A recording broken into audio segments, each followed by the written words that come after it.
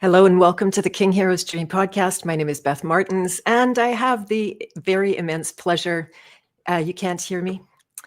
Okay, let's see. I am not. Let me just check my. It's the right mic. Weird. Okay, so Roy, I'm going to bring you on right away and see if you can hear me now. Yeah, you can't hear me at all? There's no sound? So strange. All right. So can anyone in the chat come on and let me know if you can hear me? Yeah, I get it. My mic. So I'm unmuted. Forgive me. I'll troubleshoot. Troubleshooting. That's so strange. Okay, so you might be able to change your mic speaker settings below on StreamYard. And hello. Can you guys help us out there? If you could come in the chat and let me know, is there any sound at all? Can you hear me? Roy cannot hear me, unfortunately. And I just want to see if it's on my end or if it's on Roy's end. So let's see. We could hear each other before perfectly. And this mic is on. So just 1 minute. Is there anybody out there? Okay, we got a comment in the chat here, and they can hear me. So, okay, they can hear me. Do you want to jump off and jump on again? So forgive us. We're just going to get the chat going. Can you see the...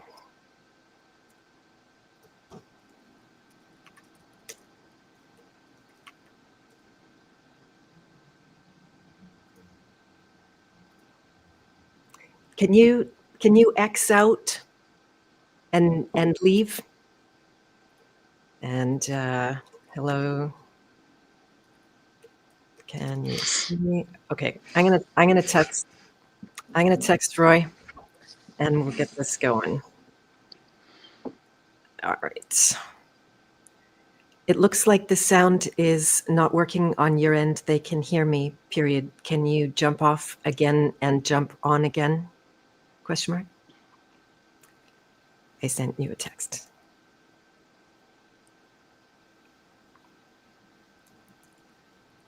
Can you see it?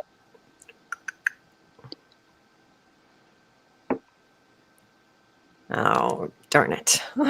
We were literally just on talking in a minute ago, and I can't reach him. Okay, I'm going to call him. It might blast my speakers, but I'll try not to. Let's see.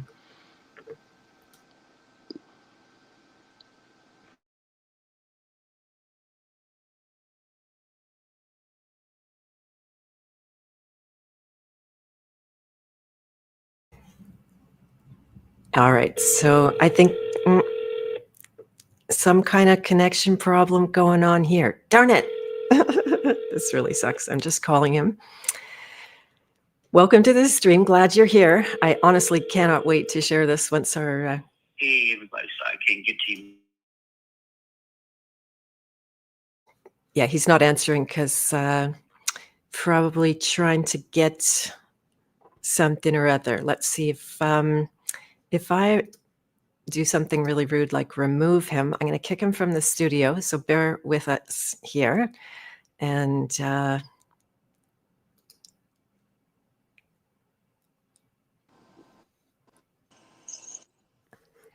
hello, Roy, can you hear me? Okay, yes. Was that you? Amazing. Okay, yay. Okay. I was getting ready to send smoke signals and do all kinds of things. I wasn't sure if that was you. And then I just kind of went out and come back in. What were you not able to hear me, or I couldn't hear you? Right, so strange. I know. Luckily, someone in the chat let me know that they can hear me, so that I knew I was my sound, but I couldn't hear you, and you couldn't hear me. Okay, great. So yeah, I just kind of went out and came back in. I just went off to check you were trying to text me. But anyway, Perfect. now, yeah, Okay, fantastic. Yay. It's way more fun when we can hear each other. yes, yeah, yeah. So very good. And there is a private chat here if you want to make any messages to me. I was sending you messages just in case we have any more trouble, which I don't think we will, but if we do, then The chat, okay, all right. yeah. Or you can just text me by phone is also simple. I've got that open in front of me too. Like when I go to the chat, I lose the picture. So, Right. okay. Right. Okay, we're just going to roll with it and help us say a little prayer for this podcast because we've got some really amazing things to talk about. Yeah, if something happens, I'll just go out and come back in. So Right. I think that, yeah, that's usually the fix for really anomalous kind of things. So cool. yeah. Yeah. So welcome everyone and welcome Roy. If people are not familiar with your work, I was going to, unless you prefer to introduce yourself, I was going to read your bio. Because I'm in it, I don't even know what to say. You know what I mean? I'm so in it. You know, like I mean, I'm in the hurricane, going, but I'm in the eye, and it's like I don't know what to say. You know? Yeah. Yeah. Well, lucky it's really well put together here. Personally, I encountered your work at the Winnipeg Folk Festival when I was a teenager. And as a teenager, I was not smart enough to recognize the brilliance of the music that you guys were playing, but my friends were. So first, I want to shout out to my friends Paul and Dave Lawrence, who pointed me in your direction and made me like sit and listen or dance and listen. So that's pretty fun. Nice. So for those of you that are not familiar with Roy, we recently met at Confluence. I'm going to ask you about that. But Roy Wilfred Wooten, born in 1957, he's an American musician and composer and inventor, best known by his stage name Future Man or Futch. Did I pronounce that correct? Fuge. Thank you. Better. Oh, Fuge. What's up? Nice. I like that. He is a 5-time Grammy Award-winning percussionist and the founding member of the jazz and bluegrass quartet Bella Fleck and the Flecktones, which is where I first saw you, alongside his brother bassist Victor Wooten, which my son actually knows about Victor. So that's so fun that it's made it this far into the future. Speaking of the future. Yeah. Roy's also renowned for his innovative electronic instruments. He invented the Drumitar, which is a synth-ax drum machine, if you could call it that. I'll get him to talk more about it. And it allows him to replicate the sounds of a full drum kit using his fingers, which I'm sure rewired his brain like anything. He's also developed what's called RoyEl, a futuristic keyboard instrument based on the periodic table of elements and the golden ratio. We're going to talk about the Fibonacci sequence, which plays notes outside the traditional Western scales. Born in Virginia, Roy comes from a prominent musical family, all 5 Wooten brothers, which I highly recommend looking up and listening to a lot of. There's so much online. My last days have just been consumed listening to all of that amazing music. He's now in Nashville, and that's where he met Bella Fleck, eventually joined the Flecktones. And the name Future Man originated when his bandmate Mark O'Connor, who I'm also familiar with from back in those days, remarked that Wooten's energetic playing style felt like he didn't have any bones in his hand and was the future man. So there we go. That's actually a really great synopsis of your career. And so you and I met at Confluence not too long ago. I was very fortunate. Shout out to Sam in that Confluence community who said, Beth, you have to talk to Roy. He's all about the hero's journey.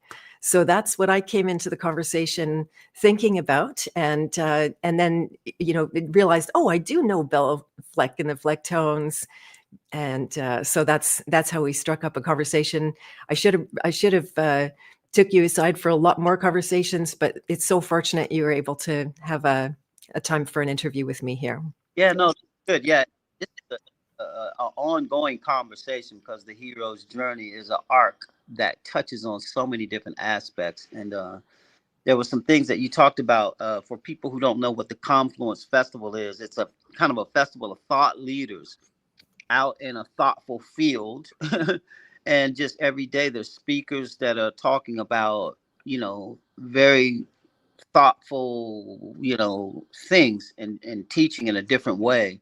And it made me think of like if you think of where's that festival they have out in the desert where there's all these people dancing and stuff like that, Burning Man. Thank you.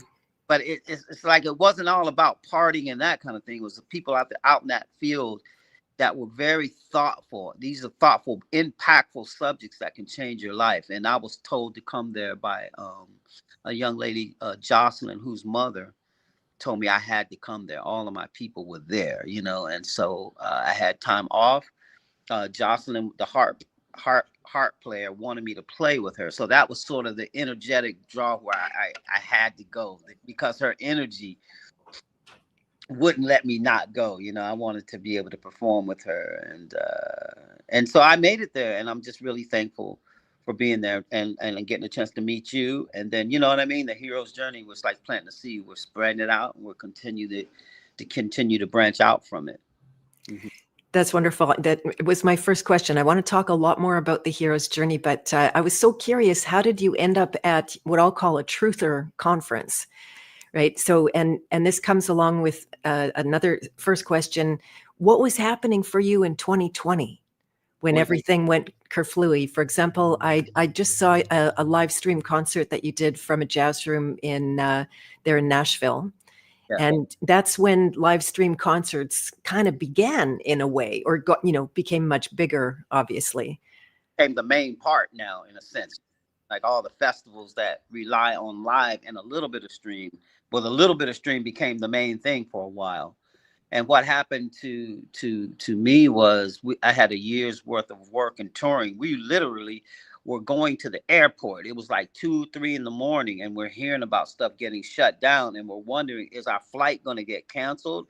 Is this thing going to get canceled? Are we going? Our tour manager, Jack, was already out the door going to the airport when he got called back home that everything was cut off. So about 3:30 in the morning, we were heading to Seattle, which was sort of the epicenter of where this thing was breaking out, if we're talking about COVID, right? And so basically, about a good year's of work just got, cut. It was maybe supposed to be a couple of weeks, supposed to reschedule, never got rescheduled. So everything changed very drastically. Yeah. If you're a touring musician at that time, then your life was a little bit over for a few minutes. Yeah, it definitely was a shift. Right. I heard, was it maybe your brother talking about an alliance of venues that started getting together and supporting each other in that time? Yes. Yep. Yeah. Rudy's Jazz Room was one. Rudy's Jazz Room is named after my brother, Rudy. Right. Who played saxophone, who passed away. And the owner, Adam, who started that club, Rudy, said as soon as they decided to name it after Rudy's, everything came together. So you come to Rudy's, you'll see my brother's saxophone up on the wall, and my brother Reggie Wooten plays every Wednesday night. So Wooten Wednesday night, you want to try to get there if you can. But it's fun every night. Monday nights, Latin jazz. They clear the dance floor, and you're dancing salsa, man. It's hot. It's really great to see Music City blossoming like that. So yeah, that's what's happening. 2020, a big shockwave. Like in Star Wars, the hero's journey said it was a great disturbance in the force. Very well said. Yes, exactly. And so I had all kinds of imaginations. How did you end up in a conference full of people that are, they consider this? Do you know the term truther? So I kind of heard it because I was trying to think, how do I define what the festival was? I just say it's like all these thought leaders, but truther, I like that truther. Yeah. It's the movement is a very mixed bag. It's something that I'll say I started waking up to some deeper agendas in the world in 2015 when my dad died. By 2017, I couldn't run with my blinders anymore. I started to see things I'd never seen before, especially through people's direct experiences. And then when 2020 hit, I couldn't hold my tongue anymore. And as a podcaster, I used my platform to just, say the truth and fight against what was a lot of tyranny, especially here in Canada. Not as bad from what I understand in the US, although pockets were very bad in terms of the tyrannical response to everything, wanting to lock people down. And, it didn't make any sense with actual health, all the the narratives changed that, oh, this mask will never protect you from disease. And then all of a sudden, like, you have to mask to get groceries. And so I risked everything to speak out, and my losses were incredible. Like, my whole extended family doesn't connect or talk to me anymore because of that, because I became a danger to society and all of that kind of thing. So I was just super curious, how did you come into this world, or are you still kind of finding your way? How did I into the truth of world? Yeah. You know, my mom always said I was a curious child, so I've always been curious. And usually, a lot of times when people are dictating something, you can use the rule by the opposite, and usually by the opposite will show you clear to what the path is that you're being steered away from. So I've always, I guess, been a truther in heart, you know, in spirit, but I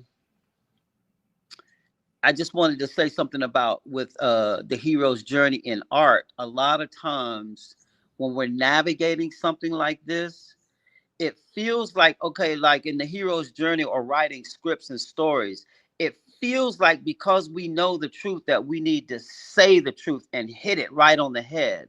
But a great story a lot of times doesn't say it directly on the nose. It says it with a curveball. So it's a left hook that hits you with an uppercut and you didn't know it was coming.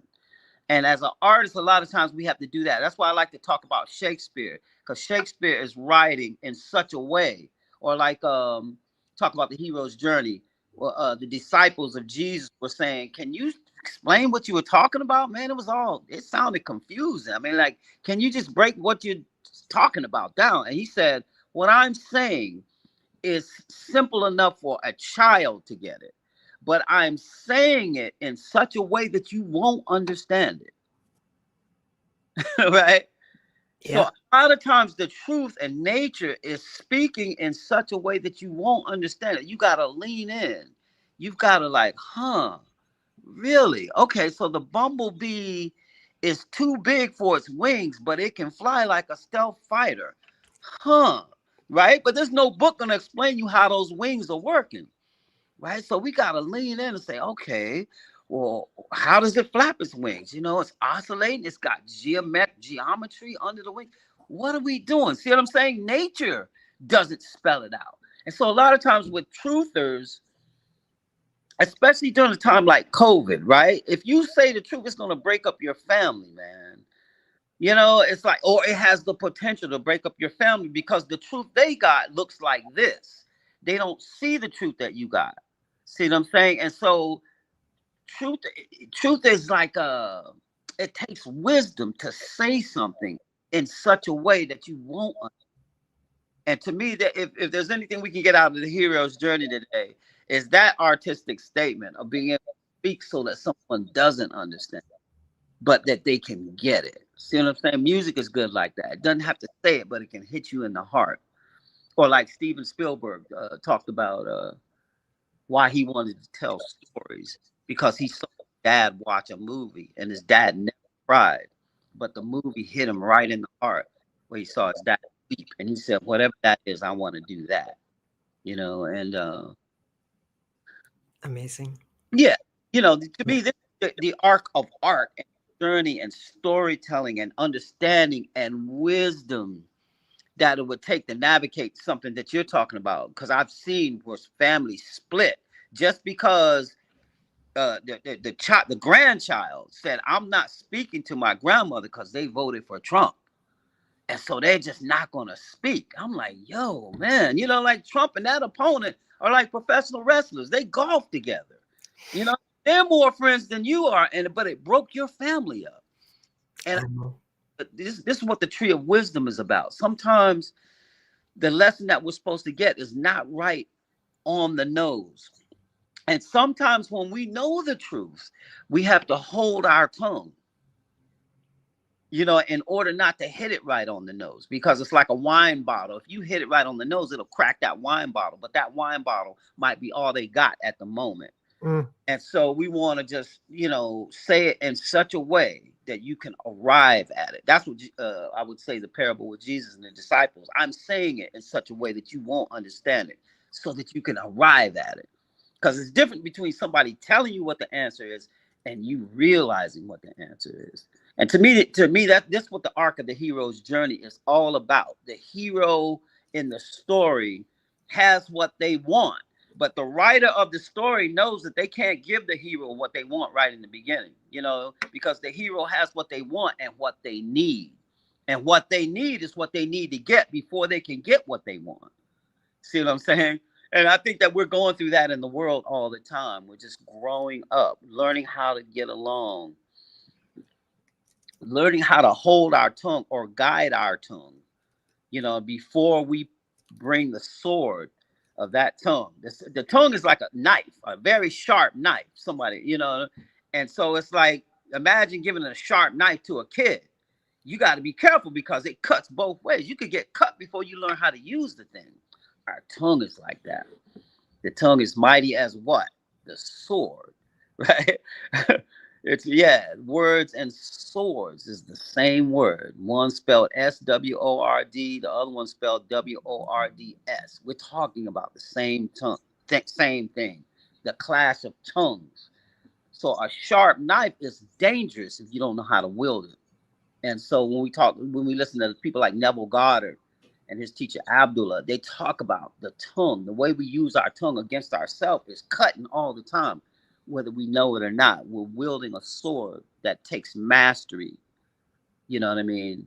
Mastery to wield this power that we have. So, you know, I don't know. I'm just waxing on this hero's journey and the power of a narrative to split up families, because they have that narrative, you have this narrative, and we don't have the wisdom to see how they go together. Biological families have been separated, you know, and I think there's another way that we're thinking about it. And again, I think it would take art. Again, we're on the hero's journey. This is a good subject because this is a subject that can help to bring it back together. That's amazing. Wow. Wow. What a huge truth bomb right out of the gate there. And yeah, you're exactly right. It did remind me, we talked about just a minute about Gurdjieff's work earlier. And so he talks about buffers, and I see like buffers to the truth, say, you know, there is a reality, and then there's all the narratives about reality, which we often think is true, right? So many things that I thought were true then are actually not. I've seen through them, and I've seen a greater reality. And we can be buffered in 360 degrees with so many different angles. And that's why something like art or stories or parables are going to, like you said, and you described it in this way that actually reminds me of the Fibonacci, Yeah. right? The Fibonacci is not a straight line. And it does this, and it's a curve, and it's an arc, like you said. And you actually have something, you call it a fib flow. Do you want to talk about that at all, and how you see the Fibonacci and the hero's journey? Yeah, when you said fib flow, where did you see me say that? Oh, darn. I'd have to go back. Yeah, I've watched so many different interviews. You know, this was actually a super techie one with an interviewer who was very versed in music. You guys were in person. And I did share it with my ex because he's a real big music guy too. Let me see if I can quickly tell you. So forgive me if this starts to play. Yeah. A commercial, darn. Let's see. They never name themselves. They only want to name you. And darn. Anyway, here, let's see if it'll tell me. Yeah, the Fibonacci flow. The Fibonacci is a flow, and once we understand the nature of that flow, there's so much information coming, we can forget what the flow is. So Fibonacci is a flow that's always establishing a short section that sits to a slightly longer section. That's what Fibonacci is doing the whole time. Now it starts with 0 to 1. We haven't got the short and a longer section yet, right? You add the numbers. It goes 0 and 1 makes 1. Then 1 and 1 makes 2. See what I'm saying? Then 2 and 1 makes 3. Then 3 and 2 makes 5. And see how it's slowly opening up every time? So every time there's a short section next to a longer section. And the flow is, if you take that short section to the longer section, the way you can feel what those sections are is if you imagine the Holy Cross. If you're going to stop a vampire and you're holding the cross up, and if the stick is right here, the cross doesn't cross in the middle. It crosses slightly taller. See what I mean? It's slightly over the middle so that you have a short top of the cross and a longer bottom of the cross. That's what Fibonacci is doing the whole time. The numbers get so big, you forget that that's what it's doing. See what I'm saying? And so that flow, the first time that it does it is when you have 0 and 1, and then 1 and 1. 1 and 1 is the cross is right in the middle. It hasn't done it yet, right? But 1 and 1 makes 2. Now there's a 1 sitting next to that 2. And the flow of that is the triplet. Triplet, triplet. 1, 2, 3, 1, 2, 3. So if I hit short, long, short, long, short, long. See, 1, 2, 3. You know, you got 1 sitting to 2 sections. So if I'm holding this up right here, right? In photography, the rule of thirds is I take this square and I break it into 3 parts. 1 part, 2 parts, 3 parts. Does that make sense? Yeah. Right. So now if you imagine those 3 parts are here, 1 part, 2 part, 3 part. That 1 part right there is right where the Holy Cross would go. See what I'm saying? The cross goes right there and boom, goes right there. Does that make sense? Yes. Right. Okay. Okay. So the length of that short section right there is also the length of the cross that goes here. Mm. Everything is a beautiful puzzle like that. See what I'm saying? So that's the triplet, right? So now in the hero's journey, when you're writing, you learn to write in a 3-act play. Act 1, Act 2, Act 3. That's pretty much the blueprint of even when you're writing scripts and stories. Is a 3-act play. What happens in this first act? If you're writing a 120-minute script, they know right on this page right here, something needs to be happening. Where we move to this part of the story to the other part of the story. You know, the hero gets whisked from the familiar world to the unfamiliar world. See what I mean? Then you go over here. By the time you get to this third one, the valley of the shadow of death is coming. See what I mean? Like you're at the bottom, like you've got to cross over somehow to reach your, you know, you're going to get challenged. So what I'm saying is in the first time that the 3-act play or the triplet does its thing is when 1 sits next to 2. And that makes the triplet. 1, 2, 3, 1, 2, 3, 2, da, da, boom, da, 1, 2, da, da, da, da, da, boom, da, do, da. Does that make sense? It kind of does. It kind of does. Yeah.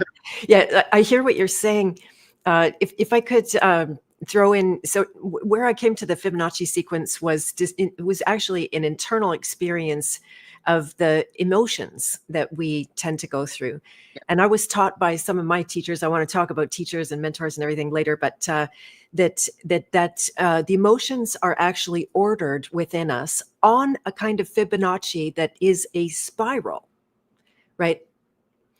And it goes almost infinitely, well, not almost, but it goes infinitely up and infinitely down. Yes. And so people trying to manage their inner experiences, it can be very hard because they go and they chase the highs, but they don't realize it's all built in, that you can't get out of the polarity of that. Does that relate at all to what you're saying? Yes, it does relate. And so when you said fib flow, just for the purposes of this, so I don't leave you hanging, right? So the numbers keep folding out. 1, 6 next to 2. Now the 2 and the 1 makes 3. Now the 3 and 2 makes 5. Now the 5 and 3 makes 8. And every time you can divide the short section into the longer section, and it'll get a 1 point something number. By the time you get 12 numbers in, every time you divide the short section of the cross into the longer section of the cross, you'll get 1.618. And that is the golden section that does that spiral that you're talking about, right? I'm trying to, because I'm on a Zoom, I'm trying to see how to explain. Let me just see if this makes sense, and then I'll leave it. I'll try not to get too technical. But remember the rule of the thirds, right? One, you divide this into 3 parts, right? And in photography, people learn the rule of the thirds. So in photography, if you have a canvas, right? They say a lot of times people instinctively want to put their subject in the middle, but they said, no, it's better to put the subject right on one of these sweet spots where the rule of the third lines goes. It's where the picture really sings. And so you'll see artists in their paintings. You can see where the Fibonacci rule of the thirds is from the top and the bottom, from the sides, everywhere, how they utilize the rule of the thirds. Okay, so now follow me on this. Okay. 1, 2, 3. So if I take a check mark right here and go down 1, and then I come up 2, 3, that makes the perfect kind of check. Boom, pop. You know what I mean? It has a look about it. It's just right. It's short and long. The check is short here, boom, to that section, then long to that section. Okay, so now that begins to tell you how the spiral starts. How do we get a spiral out of the sections just getting longer and longer? How does the spiral come? And this is the part where I just people blowing over this on YouTube, and they're not telling you how does the spiral that you're talking about come out of that. So if I go short, long, never forget the Holy Cross. Holy Cross. I just crossed over right there. Okay, so now watch what I do. So now I take this whole section and make it the short part of the cross, and the long part of the cross is here. You see what I just did? Right? Now this whole thing, 1, 2, 3, the cross goes here, cross, right? Now I make this the short part of the cross, and this the longer part of the cross is right here. So now the check mark would go here. Check, check. Does that make sense? Yeah. Now this whole section right here is the short part of the cross, and the long part of the cross is out here. So you know what I mean? So check, check, check, check, right? And that's where the spiral comes. Wow. I explained that as best I could. See, people don't explain. That's where the spiral comes from. Wow. Very Fibonacci squares. And it just keeps spiraling, just like the tornado, the hurricane. This is what's going on. This is so significant. This is the symbol for the medical profession. Yeah. Spiral's going. If we get into it, this is the spiral in the bass clef of music. The bass clef makes that just like your ear. The treble clef, the bass clef is upside down, and we got the line not on top but going through. The treble clef is showing you that bass clef, almost like a caduceus. It's really we're talking about something so universal. It's shown to us a whole bunch of different ways. But I hope that makes sense. What I said. How do we get from Fibonacci flowing out, out, out? How does that get to the spiral? And it's that Holy Cross keeps showing itself and keeps expanding itself. And when you connect the corners, it generates that spiral. That's amazing that you're the first person that's been able to explain that to me, and that I'm getting it. And yeah. and what you're also describing is the if you couldn't call it the blueprint of growth. Yes. Right. Anything. I watch my plants all the time spiral up and out of their nothingness. And then I can observe that inside myself as well, although I have a different story, but I won't get too deep into it. I do consider, maybe I'll say this about it, but I do consider the internal Fibonacci to be a map, just like the hero's journey is a map. Yeah. And then the purpose I have inside myself found of the maps is actually to get off the maps. Can you relate? I keep going. I want to see where you go with this. Yeah. You learn the hero's journey. You know the essence of the story. You know, a story has a beginning, middle, and end. And how do we tell that without trying to hit it on the nose every time? So I'm curious where you're going with that. Right. So I started to see these spirals at so many different levels, including inside myself. And then with the hero's journey, I have 8 archetypes. I'm going to ask you if you manage to do my quiz later, but then I just came out. Oh, sorry, what? I did part of that quiz that you had. It was asking the questions. Yeah, I did part of it. Okay. So maybe not finished. We'll save it for another conversation if there is. No, And- no, because I mean I can just answer like a section. So yeah. Okay. Yeah. What I'll do, that quiz is to read your primary archetype on the hero's journey at this time. So if you didn't get all the way to the end, you didn't get your result. But what I can do is I can watch for your archetype. There are all of the archetypes at the same time. That's the nature of being. It all is there. And then so the hero's journey also being a spiral, right? Yeah. We think in beginning, middle, and end, but the reality is always that every end is the beginning. Yes. Right. And so again, the hero's journey, it can go up infinitely. It can also go down infinitely, people spiraling out, and the opposite of growing, they're decaying, or however you want to describe that. And then so the map itself is, if you spend all your time on the map and convince that the purpose, most people think that, say in a spiritual world, that our purpose is to ascend on the map, to go up the spiral, whether emotionally or the hero's journey or whatever. There's probably a million more of those examples that I don't know. And as you ascend spiritually, you are actually creating a lot of darkness for yourself, or revealing a lot of darkness.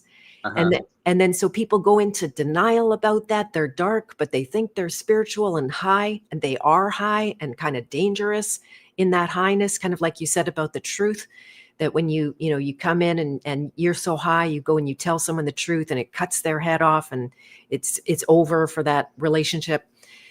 And then so the purpose being to know the maps so well, and to know yourself on the maps so well, that you don't have to be on that spiral. And that the freedom is being off of the maps. It doesn't stop the maps. The maps seem to be hardwired. But your relative freedom with respect to it can grow. Yes, yeah. And to me, I just hear the word wisdom. It takes wisdom sometimes not to knee-jerk react to what you think you should do in the moment. And sometimes wisdom, might hold its tongue where you think it's time to say something. Maybe holding the tongue is the better wisdom in the moment. Yep. And just live what it is that live what it is, and you'll find that sometimes when you don't say something, people hear you. Even when you don't say something, this is wisdom now. That Exactly. sometimes you have to be in the world, but not of the world. That's it. That's the one. Yeah. And then there's knowledge and there's wisdom, and they're not the same. Yeah. So funny. Just because we're doing this is about the hero's journey. I'm gonna nerd out on what you just said. Knowledge Please. not being the same. So the other day, just like about a week ago, I just started nerding out on the hero's journey, right? And it was something about the word Darth Vader and Goth. I knew about the word Goth, and I was trying to ask AI about Goth, and AI just wasn't getting it. So I just had to spell it out and look it up myself. Then when I looked it up, I hit the mother lode, right? I'm just going to read a little bit of here. It says, "Are you still hearing me? Okay." I can still hear you. We can't see you, but that's all right. No problem. I'll be back because I'm reading from my phone, but I'll be back. But listen to this, Perfect. right? This is me. Once I hit it, AI, it just kept prompting me. I'm just going to read a little about Doth. DAATH. Is Doth an ancient word? That's what I asked. And I spelled it out. I said yes. Doth, often spelled DA apostrophe AT or DA apostrophe ATH, is an ancient word derived from the Hebrew DAATH, translating directly to knowledge. We were just talking about the tree of knowledge and wisdom, right?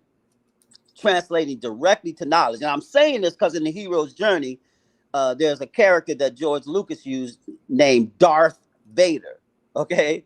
And notice how the word Darth is to Doth. Okay. So follow me on this, right? So here are the key details about the word origin. It comes from the Hebrew root word yada, Y-A-D-A. Now, what other Star Wars character do we know that's close to that? Yoda. Yoda, right? So yada, which means to know, right? And I'm making a note for myself. See the inspiration for the Yoda connection, okay? Biblical context. In the Bible, it is a noun meaning knowledge, understanding, or wisdom. Kabbalistic mystical context. In Jewish mysticism, Kabbalah, D-A-A-T, is considered the hidden or invisible 11th sephira or emanation power on the tree of life, representing the union of wisdom and understanding. Mm. So I just wanted to just to read a little bit of that, and it just goes on and on. Am I back? You are back. Right. Yes. Okay. Yes. So I just wanted Brilliant. to in the arc of this hero's journey. One thing I just don't want the audience to miss is that in the hero's journey, this was taught at a very high level by Joseph Campbell, the mythologist. He's a great legendary mythologist. And if you want to know anything about it, you could just YouTube Joseph Campbell is interviewed by Bill Moyers. Mm-hmm. Okay. And I think it's called The Hero with a Thousand Faces or The Hero's Journey. You got it. That conversation turns into the book, The Hero's Journey or something, right? From that conversation. The key point in our conversation is that George Lucas, the filmmaker, was a cinematographer. He's a filmmaker, but he was more documentary film. They call it a cinema verite, where you just document reality. And he didn't really like stories, but he realized that he was weak in stories, especially when he did his THX film. And the film went so he was doing it with Francis Ford Coppola. They started a film company. The company hated the film so much that they asked for their money back. So they just went broke, right? It was like, whoa, now they had to make hit movies. That's why he had to do The Godfather. He had to create a hit. He challenged George Lucas to do, what's that car movie he did? He did a very successful movie about cars. And my son would know. But my point is that George Lucas, to overcome his weakness for storytelling, went to become a student with Joseph Campbell, and he became Joseph Campbell's #1 student. Wow.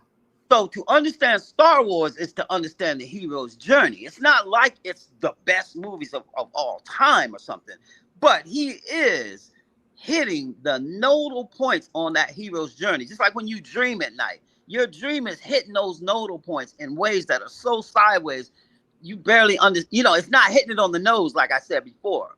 Your dream doesn't hit it on the nose. It hits it like, in a way that goes past your nose to your heart.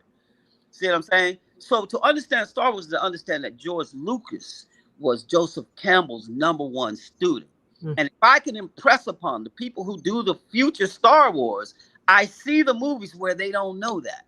That's like, hell, they don't know that to understand Star Wars, you have to understand Joseph Campbell. The relationship with the father is key.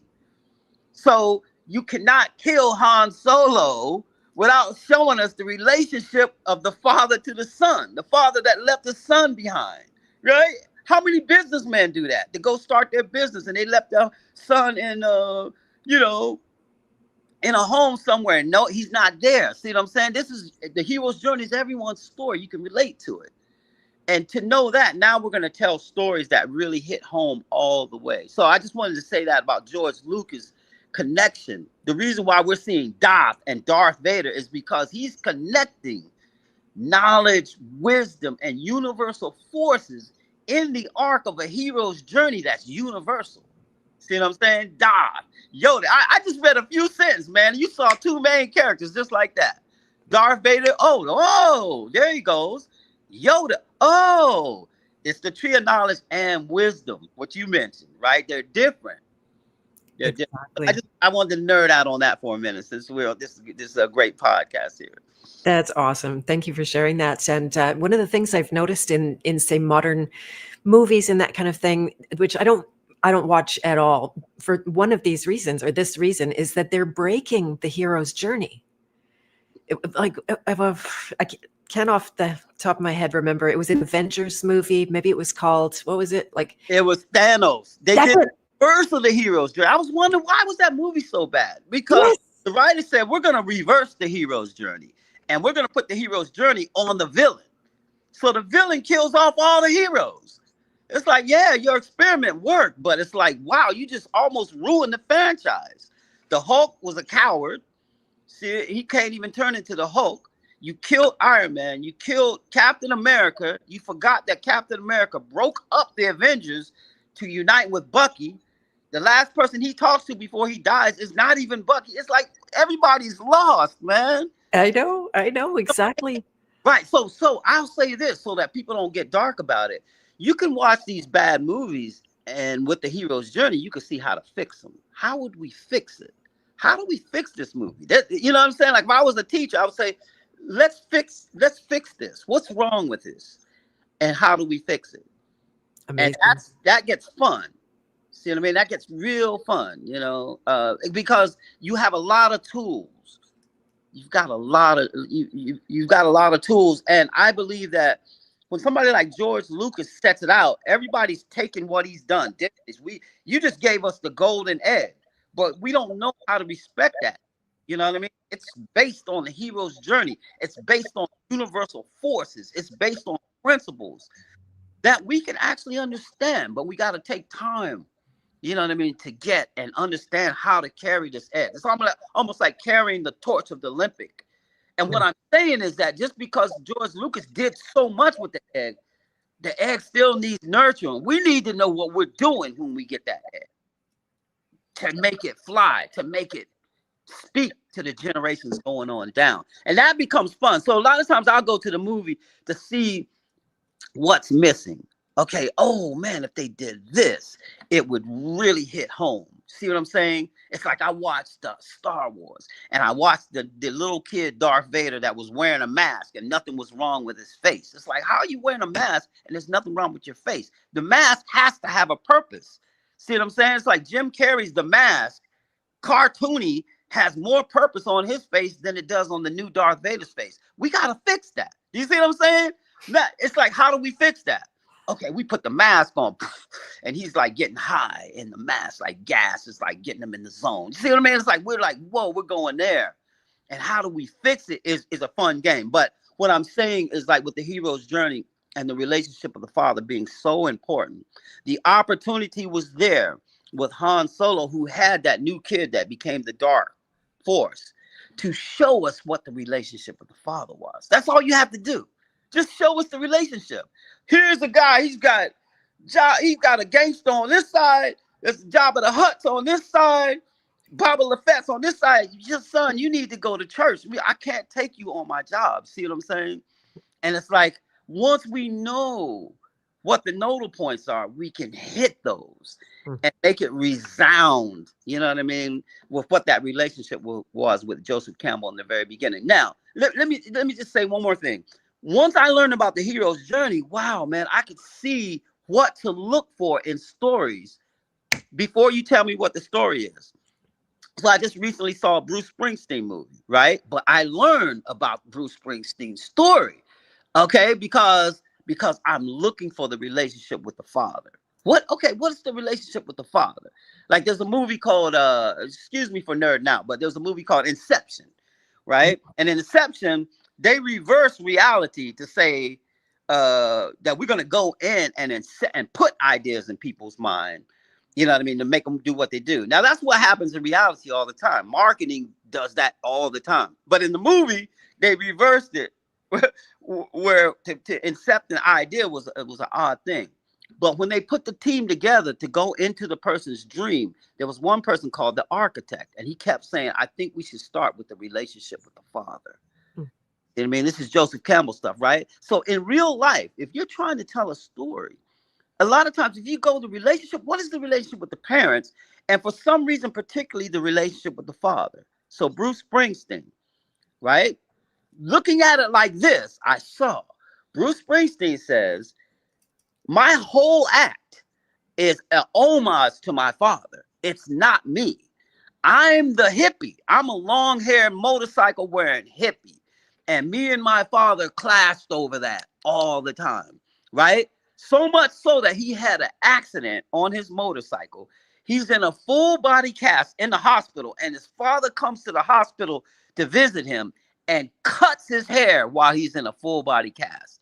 That's like Samson and Delilah, man. He just cut him, man. He couldn't do anything. The ultimate betrayal. Wow. You see what I'm saying? But yet, his whole act is an homage to his father, blue collar, born in the USA. He said, that's not me. Do you see what I'm saying? There's a weird, his father was not a nice man. See what I'm saying? The relationship with the father, if you know what to look for, the story will start to spill itself out to you. Same thing with Keith Richards, the Rolling Stones. What is the relationship with the father? He was afraid his father would reject him because he was rich, famous Rolling Stone. But when he went to visit his father, he had to have Mick with him. He had to have he was afraid to go meet his father because he thought his father was going to reject him for being a crazy rock and roller. You see what I'm saying? Right. And this goes on and on, man. And you can just pull the story out when you know what you're looking for. So you just mentioned Thanos being a reversal on the hero's journey. And there's a recent movie that went backwards like that. There is a recent movie I just read, and it was like, it was off, man. And I just found out that they were doing the reversal on the hero's journey too. And I can't think of what it is right now. But anyway. That's okay. Can I riff on the father a little bit? I was just thinking about the 8 archetypes in the hero's journey. Yes. This is through my brain, by the way. It's not a copy. I found this inside myself, although there's some similarities to other systems. So in my system, the father would be the king, right? The king is the father. The father is a kind of king. Yes. And then so the king might appear to be the end of the journey. And say, if I had to read your archetypes, I was a little bit on the fence this morning when I was thinking about it, just the little I know about you so far. And a king would be an obvious one. In your, the where you've come in your life, the amount of work that you've put in, even turning around and starting to mentor others. But I'm reading more alchemist, and so the king is not the end of the journey. The alchemist is like the integrator, the one that puts it all together, that overcomes the perils of power. Uh-huh.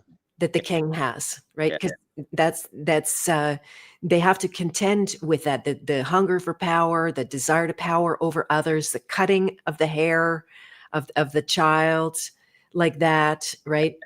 And so I don't know if there's anything you want to add to that. I don't know where. Well, what I was going to add is that I found out that Roy, my name, means king. Yeah, there you go. Funny. King. And alchemy, I'm very interested in alchemy. And so what I was hearing from what you were saying, a lot of times you think king and wow, I'm on the throne, I'm chilling, man, I'm back. But there are kings too that reject the kingdom. See what I mean? The story of Siddhartha, something like that. He's born in the royal palace. They don't want to let him see old people and stuff. He's like, man, this is nice, but it's not the world that I don't want to be shielded from what the world actually does. So he rejected the kingdom to go out to see old people dying, see what people do to each other. Do you see what I'm saying? There's a part that is not satisfied or not sedated by the kingdom. Nice. Thus, alchemy. See what I'm saying? You see what's wrong with the world and you learn how to transmute what's going on, how to transmute your own self. And nature shows you examples of a caterpillar. You thought you were a caterpillar, but you were destined to have wings and fly in the air. See what I'm saying? Like, who's going to believe that? So that's what I mean when you're like not rejecting the kingdom, but it's like a caterpillar sitting on the throne of a caterpillar, but you're destined to have wings and fly, right? And to do that, you have to die to what you know, what you think you know. Exactly. You got to cocoon away from the world that you think is all that it is. And then, whoa, you come out another new creature. See what I'm saying? So that's what you were saying. Yeah, king. I got my chest stuck out. Yeah, Roy means king.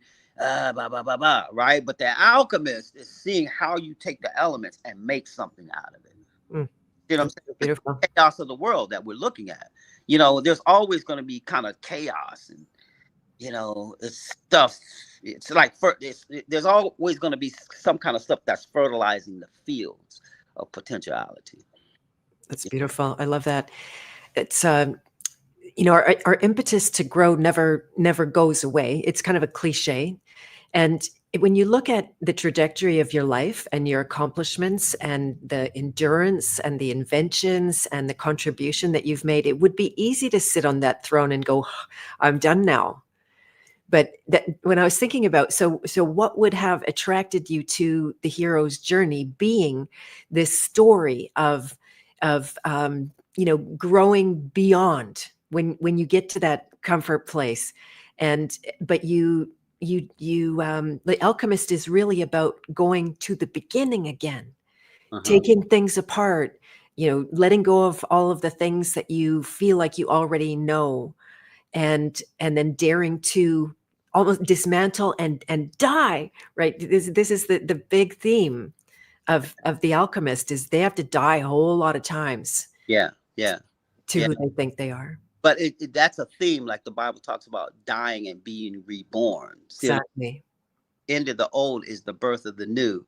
So it's like kind of embracing that that arc of the story. And so with me, a lot of times, because I'm curious, it leads to understanding that takes what I knew before and transforms it so much. It's almost like I died to how I used to think about it, a different way. Just like when you said Fibonacci flow, and you can get in the Fibonacci flow if you don't know where you're going. If you don't know that it's always a short section next to a long section, it's always talking about the Holy Cross. I always try to say that, because by the time I get to 189 sits next to 233.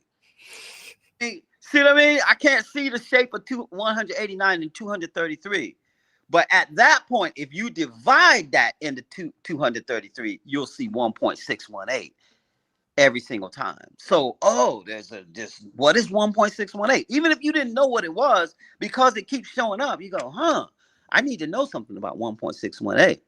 And that's called the golden section, which is that spiral that you're talking about that shows up everywhere in nature. Every universe is spinning like that. Every time you do the water down the drain, it spirals like that. The symbols of our medical things like that. Our human ear is shaped just like that spiral, man. We got one on each side of our head. It's like, it just goes on and on. It's like, okay. But we want to see the poetry of it and not get lost in all those numbers. You can lose the story really fast if you just get locked into the information. And so this is where our imagination comes in, which Einstein says we can have knowledge, but imagination is greater than knowledge. It encircles the world. It runs circles around it, and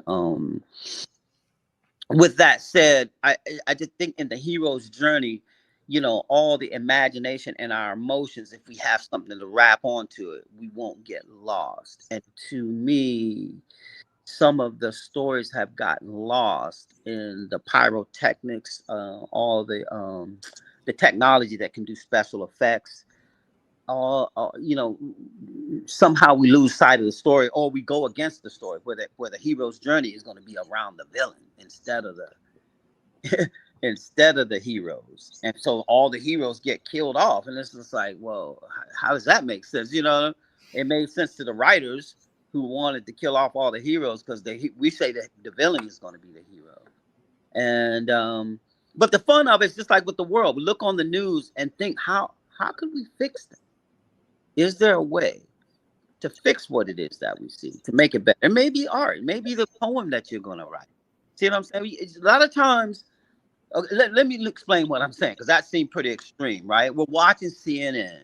You got oil wars because people haven't figured out how to make how to release water cars and free energy. We're not there yet, right? We fight over other people's oil, right? So how do I fix that with art? What are you talking about? What I'm talking about is this. I'm going to say it sideways that you can kind of understand the feeling of what I'm talking about. When I talk to kids, man, it doesn't matter. I do workshops, and it doesn't matter how young the audience is. I ask, okay, everybody out there, how many of you have heard of Mozart? All the hands raised up. You know what I'm saying? Like, they're too young to know about classical music, but they all heard of Mozart.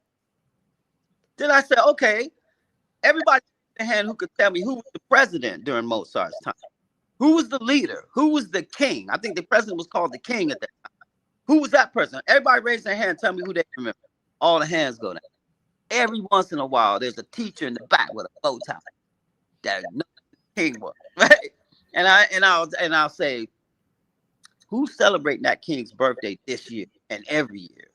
Do you even remember what the king said? You see what I'm saying?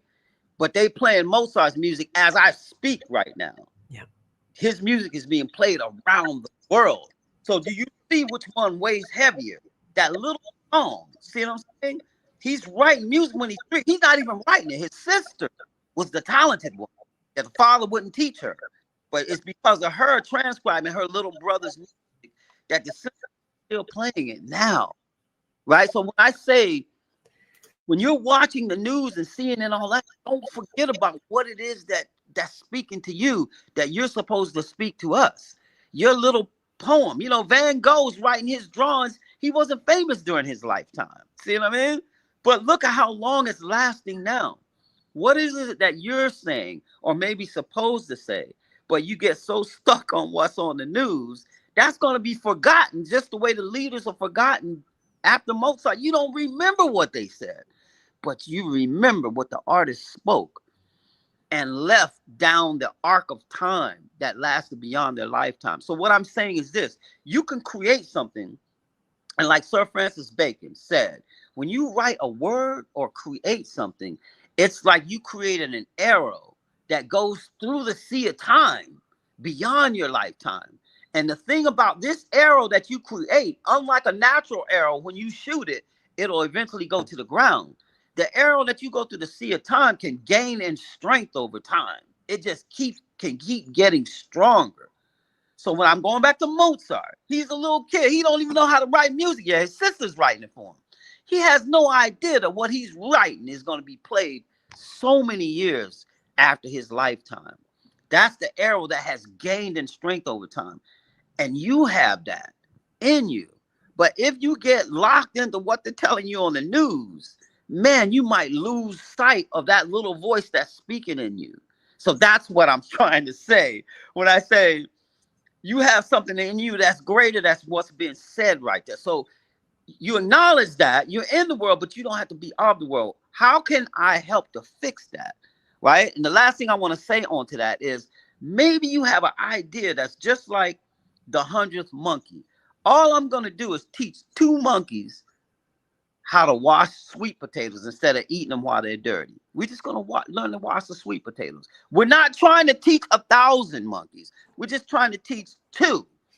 From those 2, this is called the 100th monkey effect. A couple of monkeys are washing their sweet potatoes. Before you know it, the monkeys on this island, on islands they haven't even connected, are washing. Everyone's got the idea whose time has come. So sometimes to not get overwhelmed like you're trying to fix the whole world. No, man, we're just going to try to help one person. Maybe it's just your kid, your family, you know what I mean? And maybe it's a poem that you wrote that's going to lift them up or something like that. We're like the 100th monkey.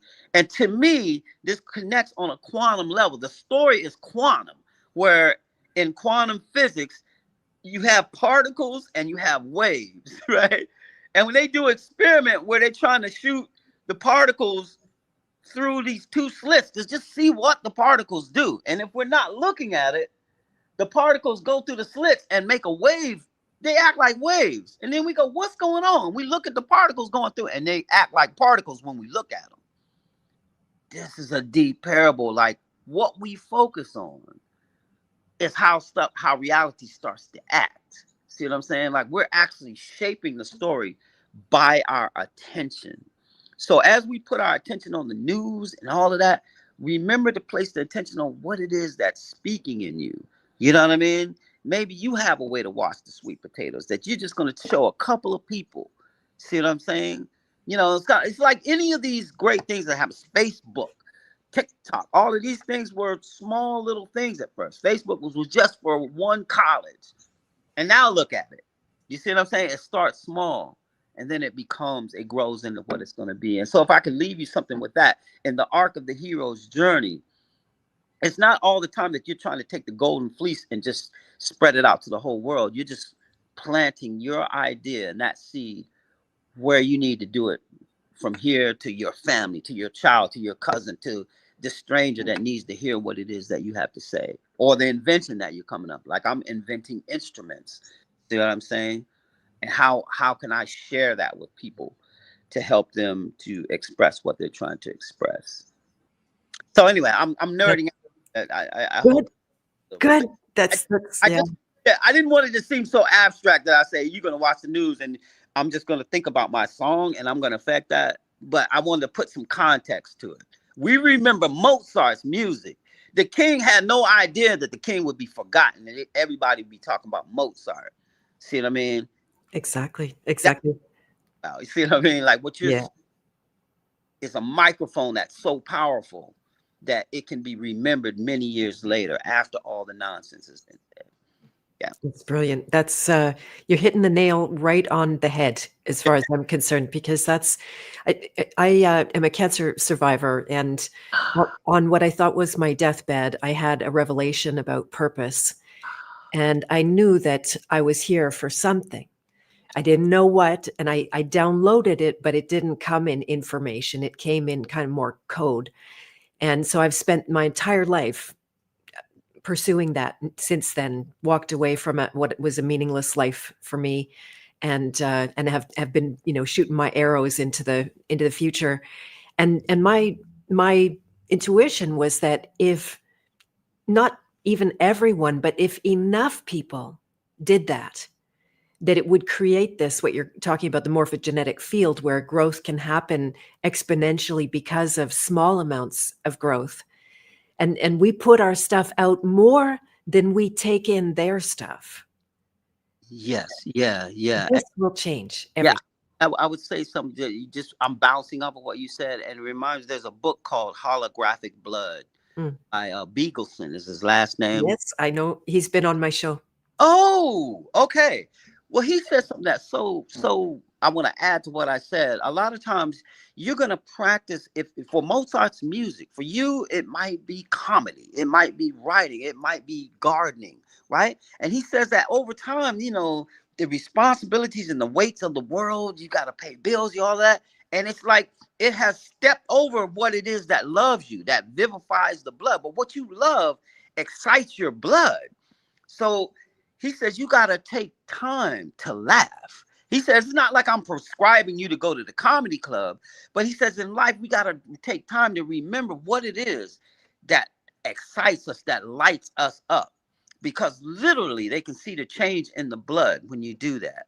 So I was saying that to say, what your enthusiasm is part of that arrow that goes through the sea of time. And so the way you do something can change the world. Do you see what I'm saying? So let me say it like this. Like, everybody now, when you get 5, you do high 5. It used to be, give me 5. It was all low, right? The person that started that was a basketball player named Magic Johnson, right? He played basketball with so much enthusiasm, so much new stuff he brought to the game, the alley-oop, and he would celebrate by doing like that. It looked like they were fighting. He started it in college, him and Special K, they call it. And they looked like they were fighting. And it's like, whoa. Then he went to the pros and he started doing that in the pros. Less than a year, the whole world was doing it. I remember, man, because I was in China and I saw little kids doing high 5, right? So there's a lot of things to that. The way you do something and the way you feel it, the way you celebrate can just be so contagious that the whole world goes your way. You know what I mean? It's like, there's people alive say, I didn't know that. I didn't know that was started by a basketball player. But now it doesn't matter what sport, what business, what celebration you're doing, they celebrate the way magic celebrates. So this ties into a lot of stuff. It ties into Napoleon Hill, who talks about in every page of Think and Grow Rich.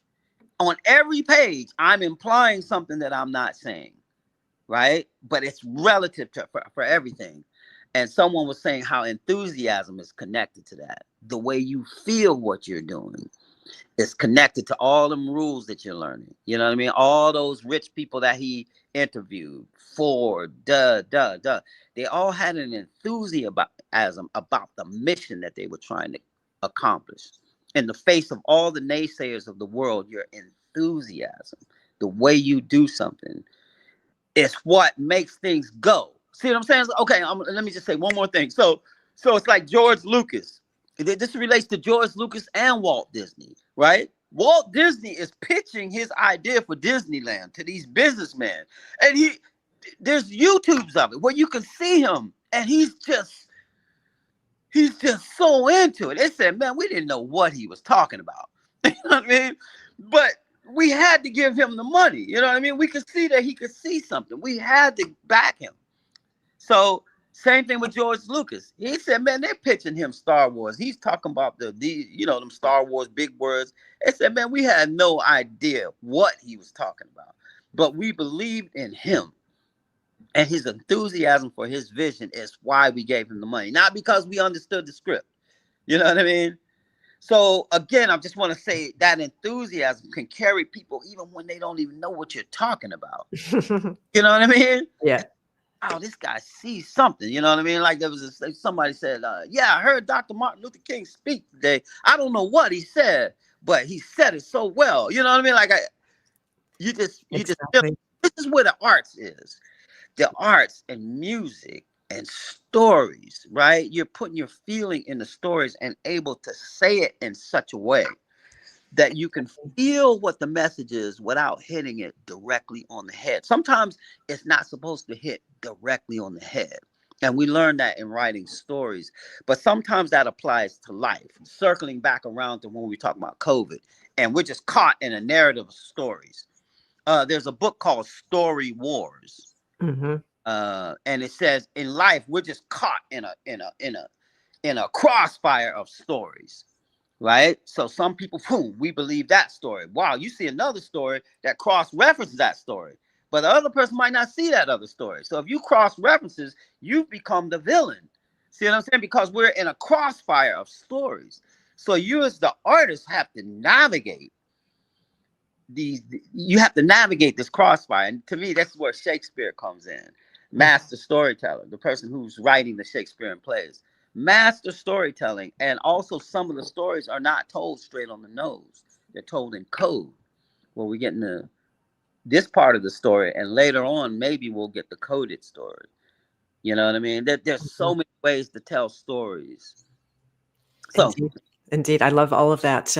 The word enthusiasm, I don't know if you know, but the word God is built right in there. It means in God. It's thu or theo is that root for God. So it's kind of like the God spark is speaking through. And to me, that's exactly what the sacred purpose is. I wanted to use a quick example since I already told you about Micah Ellers, who's there in Nashville. Yeah. And so as a filmmaker, he's also got that storyteller. He's an acting coach. And he's worked with a lot of people to do that. But his real enthusiasm is over with Gurdjieff's work. You know, he doesn't not love the arts and film and everything, but now he's deep into like the cosmos of our own inner experience and what is freedom and how to get there. And so we decided to teach a course together because we've got such good overlap that I want what he has and he's very eager to give what he has. So we started this course, and I realized before we started, there is no one on earth that could give this course like him. No one. And it's not that Gurdjieff is new. It's not that filmmaking is new or acting coaching or anything like that. Yeah. But it's his thing to be done. Yes. And it's sacred because of that. Yeah. That enthusiasm that you bring to it is the thing that makes it understandable. You know, they talked about Richard Feynman teaching like that. That man, when we were right there, we understood everything he was saying. Then when we left, we were like, we were out of the circle of his enthusiasm or something. You know, but right, exactly. I love that he could teach the course, he could share what that gift is, and. Man, there's something about teaching where when you're teaching, it teaches you back. Mm-hmm. Really a full circle. As you teach it, whatever the lesson is, it's coming back to you. It's like echo, reverberate in a higher oscillation or something. You know, there's something very special about sharing. So you seem to have a natural born teacher inside of you. Would you agree with that? Well, yeah, my thing was I wanted to be able to, whatever I understood, I always said I wanted to be able to explain it to someone. Mm. You know, like when I took the Fibonacci flow, and it's a line going out this way. I'm like, well, how does the line ever curve? And like people are saying this online, but no one's just take the time to show me how does the line turn into the curve. You know, I just want to know that. You know, if somebody, sometimes they say it, but they go so fast, you don't see what it is. But that line is important because the line is a holy cross. Everybody can feel what the cross is. I can give you any line and I say, tell me where the cross would be. You know, the cross is not going to be at the top. You know, the cross is not going to be in the middle. You can kind of feel where that thing is. And that is a sweet spot. And you have the feeling for it. And so I've always wanted to teach like that. Like, if I understand something, I wanted to be able to just to teach someone. And sometimes the things that you teach are, you have to understand what the person's capacity to get the whole message is. So I'm going to give you an example. And I'm going to go a little bit too far to give this an example. So what I mean is this, like, people like to read the Bible and tell Jesus stories and the parables and all that. But we're in an age now that doesn't deal with reincarnation very friendly. See what I mean? Like when you talk about reincarnation, half the crowd is lost. You see what I'm saying? So you can't go too far into that to explain something. So just try to follow where I'm going here. So when we talk about something like Ho'oponopono, Ho'oponopono is the Hawaiian art of forgiveness.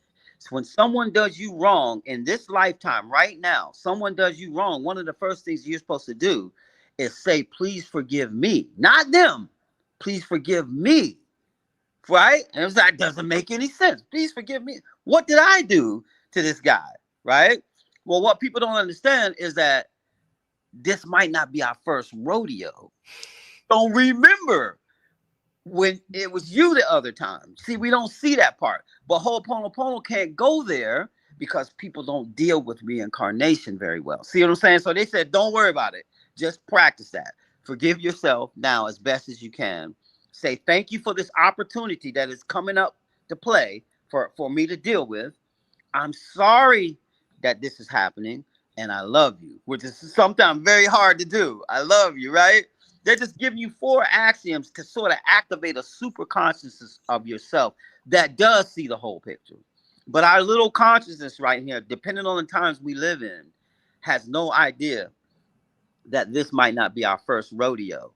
And what you're experiencing between this person coming at you, that person coming at, may not be your first time going at each other. This might not be the first time. And once you can see that, though, Ho'oponopono starts to make perfect sense. You see what I'm saying? So what I said before, I like to be able to explain something. To me, Ho'oponopono's not explaining what I just told you, but I'm just backing up going, okay, this is the part, you know, of forgiveness that it's hard for it to speak on in an age that thinks this is the only time that we're living in, the only time. And there's, you know what I'm saying? Like they don't understand when Jesus and in the Bible, they're talking about being reborn.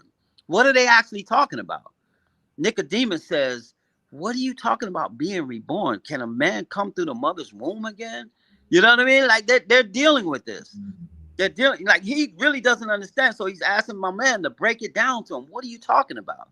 So even the idea that this is not our first rodeo. Who do men say that I am? Well, they say that you're John the Baptist. They say that you're Elijah. They said you're a whole bunch of people. And he's like, no, I'm not that dude. That Elijah's already come again.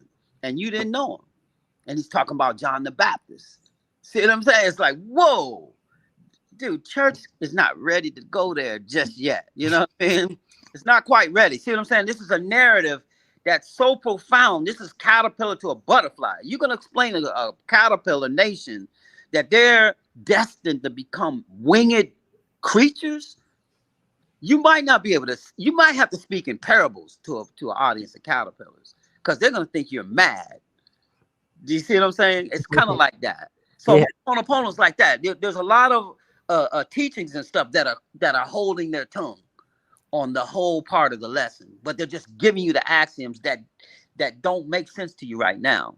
You know what I'm saying? So anyway, this Yeah, is the hero journey, man. It's heroic, man. And when you get to the end, it's like, whoa, wow.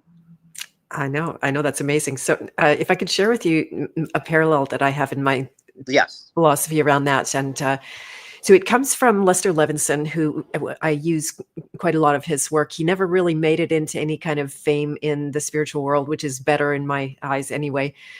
And so he had a car accident one day and somebody hit him. So he jumps out of his car and he goes to the lady, "I did it." And she's like, "No, I hit you." And he's like, No, I did it. I had a thought yesterday that I needed to write this car off. And here you are hitting me. I did it. Oh, he went there. That's so Abdullah. Never got it right there. Right. Right. And so this has become a big part of the paradigm of my life, is that no matter what it is, if I can have the bravery of saying I did it, and then, maybe there's some remorse or desire for forgiveness or what comes from it, even though it might not technically be true in just that moment, but like you said, we have a whole past. Exactly.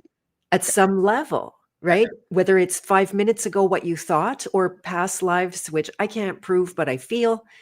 And, so then this has been one of the most powerful tools when I can use it. When something bad happens to me, I try to say, I did it. How did I do this? Yeah.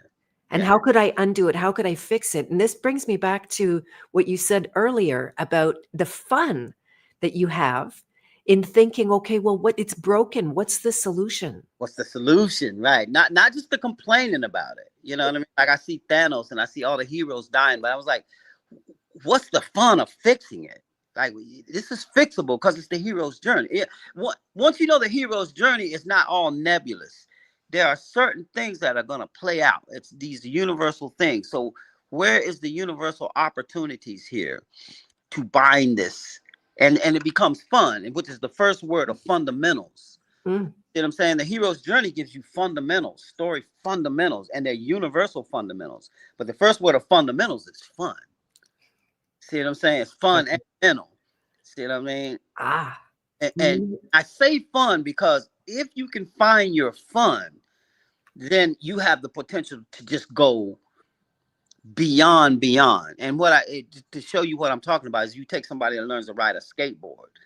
The fundamentals of riding a skateboard is just to stay on the thing, without falling off. But when they get it, they're trying to do everything except ride the skateboard. They're sliding down the banister. They're flipping the thing up. They're doing all stuff that's crazy. You know what I mean? It almost looks like they're going to break their neck. But they're having so much fun, all you can do is get out of the way. That's where fun takes you. It takes you beyond. You know what I mean? Fun is like I asked a triathlete. I used to wonder, man, what possesses a person to want to run a marathon, swim, 20, however many miles, and then ride a bike? I'm like, somebody's got to explain that to me, right? So I met this triathlete. I was like, man, I've been wanting to talk to you. I've been wanting to talk to triathlete to explain to me what is in your mind to want to do something crazy like that, right? He was in a business suit. In my mind, he had a big green business suit on, and all he did is he thought about it, right? He just went, and his neck started turning red. He was having so much fun thinking about it. And I went, you don't even have to say anything. I get it, right? That was his thing, man. He was having fun. Like his answer was like just him getting in the state of thinking about it. See what I mean? So a person's fun, to me on the outside of that, it looks crazy. See what I mean? Like Alex Arnold is rock climbing with nothing but chalk on his hands and climbing a straight rock that it takes 3 days. You're supposed to get up there and sleep a day and then go. He's climbing it in 3 hours, man. If he messes up, he dies. Like, what possesses somebody wanting to do that? See what I mean? But he's found a fun and a fundamental that's taken him beyond my beyond. See what I'm saying? You can go beyond, everyone's beyond when you find your fun in the fundamentals. So I'm saying that in a long-winded way to say, a lot of times when people think about fundamentals, it's boring. Here we go to the you're doing them fundamentals, but no, when we make fun, it becomes something else. And I used Magic Johnson again, who did the high five instead of low five. In basketball, I remember fundamental was doing a forward basketball pass. You step with the forward and you pass the ball.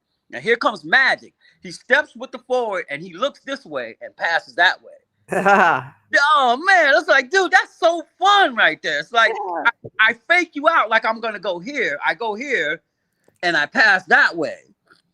He just took the fundamentals and went, hey, whoa. Oh man. See what I mean? It's game on right there. What a great example. So fun. See what I mean? Even bounce pass. If bounce pass doesn't have to go forward, I can go like this. See what I mean? And it's like, whoa, you looked at my body language, but the ball went another way. That's fun. That is fun. And I love that. That's so one of the things I wanted to ask you about was the incredible endurance of your career. Yeah. When did you begin? It seems like forever. Yeah. And what keeps you going to this moment? Yeah, I think it's love. You know, as kids, all the Wooten brothers, we all love music. Even before Victor and Joseph, Victor the bass player and Joseph the keyboard player were born, me, Reggie, and Rudy, we just had a love for music, man. And that love is what's carried it through. See what I mean? Because like a lot of times with a love for music, whether we were successful or not, it's something that we're dedicated to. It's something that we're going to do. And there's so much enthusiasm that a life builds around that enthusiasm. But what's keeping us going, I think, is that love for it and that dedication to it. And as we dedicate ourselves to music, music dedicates itself to us back, takes us even higher. We meet more people. Where we jam is where all the musicians that you know now have come through the garage. A lot of the musicians, now I won't say all, but a lot of the musicians came through our garage, man. We're friends, man. I look out there and I see Dave Matthews, man, and I see my friends out there that stuck to what they were doing, man. You know what I mean? It's like, wow, Otil Burbers, Carter Beauford. All these guys are our friends, man. It's like Cindy Blackman. She came over when me and Billy Drummer were practicing drums, man. Now she's married to Carlos Santana. You know what I mean? I was like, I saw her playing drums with Lenny Kravitz. And when she met us, she was complaining because she was a girl and they wanted her to play a girl instrument. They wanted her to play flute or clarinet. She said, I want to play drums. So we're listening to Tony Williams and Billy Cobham, like two supreme, crazy, just outrageous drummers. And she never forgot that. She plays like Tony Williams right now. Wow. You know? So it's like what kept us going is this love, right? And along the way, with that love is sticking to that love, because the world in the hero's journey, you're going to have mentors and people that are on your side, and you're going to meet adversaries that are going to challenge your way. So along the way, yeah, we get guidance counselors. So what do you want to do? Well, we're musicians already. Well, you need to get a real job. You know, I'm waiting to hear you say you want to be a fireman or a doctor or something like that. And they're saying there's nothing in music. You need to get out of music. You need to let that go. See what I'm saying? That's so not on the path with us. A lot of naysayers like that. Mm-hmm. When are they going to get a real job? You know what I'm saying? But we're already making money stuff. But the world, there's naysayers. So it's like the ability to continue is to step over those naysayers. There's record contracts that didn't go through for us, because me and the Wooten brothers, we're the other family next to Jackson 5. See what I mean? We're 5 brothers. We already got a group of 5 brothers. We don't need another group of 5 brothers. So our path was always kind of blocked. It was like, we got 5 brothers. We don't need another group of 5 brothers. So we kind of in the back. And I'm glad about that, because we didn't get that crazy spotlight and have to go crazy and act crazy and, you know, die changes and just, you know what I mean? There's a lot to handle that type of success. And we got a chance to hang back and just get better at music. You know what I mean? So what I'm saying is, like, part of it is a resilience story. You see what I'm saying? Like, as we're like right now, the Wooten brothers, we're getting ready to release a new record after all of these years, 30 something years, man. And we're working on new music along the way. Yeah, it's great. Along the way, we made friends, man. So we got people like George Clinton, and Bootsy Collins are showing up on the record. You know, Take Six. A lot of good people are showing up to celebrate our story, right? But part of that story is a resilient story of like saying, like when we did our first Wooten Brothers records with Arista Records, by the time we finished the records, we're barely on the record. It's like Milli Vanilli. It's like we know how to play, right? But we're not on the record. They're using studio musicians, drums, everything except us, just about. So it's not like we're so proud of that, right? And so one of the things that we didn't like was Victor is maybe on one song on the whole record. And so it's like, man, he got cut from our own record, right? But a lot of people know Victor as one of the greatest bass players to ever live. See what I mean? He won the Bass Players Award like 3 times. Well, he can't even win it anymore, right? So the moral of the story was, when he got let go off of our record, he didn't just stop and fold his hands. Do you see what I'm saying? He just kept developing. We've been split up as brothers. Me and Joseph were playing with the producer Kashif, and we get separated while we go on tour with him. Still haven't finished our record. We go through another summer, come back, not finishing the record. So the other brothers are doing their thing. But the resilience part is that you can see through Victor, Joseph, everyone kept developing on their instrument. So part of the story is like that Michael Jordan story. When he got cut and not making the basketball team that his brother made, he resolved within himself that I love this game and I'm never going to get cut again. See what I'm saying? It just fueled him to not lay down and take it, but the resilience of letting it fuel that hero's journey. The hero's journey is fueled by the opposition. You know what I'm saying? And so with Victor, people know that. People don't know that part. See what I mean? He wasn't even on our record. Our own record, he's not on there. But what did he do after that? You know what I mean? He let you know, man, this is a bass player that you're never going to forget. You see what I'm saying? I'm proud of Victor for that. That's amazing. Journey. See what I'm saying? If someone were to tell our story, that's a fiber of the story that you see the icing of it. Oh, yeah, we got this great bass player. You know what I mean? Like, even now when we tour, they'll say Victor Wooten and the Wooten Brothers. Because he's so popular now, right? But this is the dude that was cut off of our record. When he started bringing the bass out, I'm saying this because this is Hero's Journey stuff. He's going to go out on a show with bass playing as the thing. And people, all the booking agents are like, who's going to come see a bass player? How's that going to work? And they were just like, just watch. Right? So Vic went out with just a drummer friend of ours, JD Blair. Just them two, bass and drums. And just rock. Just prove the point. See what I'm saying? Like, you have to sometimes fly in the face of opposition, telling you what you can't do and what you can't become, what you are not, and prove it. Prove what it is that you see. Prove your enthusiasm. Prove your love for what it is that you do. You see what I'm saying? So I'm saying that to say, you asked, what is it that kept us in music all through these years? It's like we're just staying true to something that we love. We love music, and music seems to love us too. Do you see what I'm saying? And so following that thread, it goes on this hero's journey thing where I'm talking with Stephen J., who's the bass player for Weird Al. Like, he tells a story of going to Mali and studying with the Dogon priests. The Dogon priests are these people who understood star systems and told us about Sirius A and B and C long before our telescopes knew that they were actually there. Like, they're understanding the cosmos. It's like, how are these people out in the desert understanding what the cosmos is doing? Well, he was out there and he was not planning to come back, but he and his wife came down with malaria or something like that, were deathly ill and had to be carted across the desert to get back. His story is like a Don Quixote type of story. And me and Steven are working on a rhythm book together. We're hear some of that journey as we study rhythm. You know what I mean? The world of rhythm. It's going to be really cool. So stay tuned about that. Absolutely. Oh my goodness. But the point that I was driving at, he said that they taught him that music was something like what was like a living entity, almost like what we say God is, what music is. It's conscious of us. It knows who we are. And I like the Force in Star Wars. And they were saying, yes, it's music or something like that. And they described it like that. They said an inanimate object, like I pick up my phone, I pick up a guitar. It's inanimate, but inanimate objects have life too.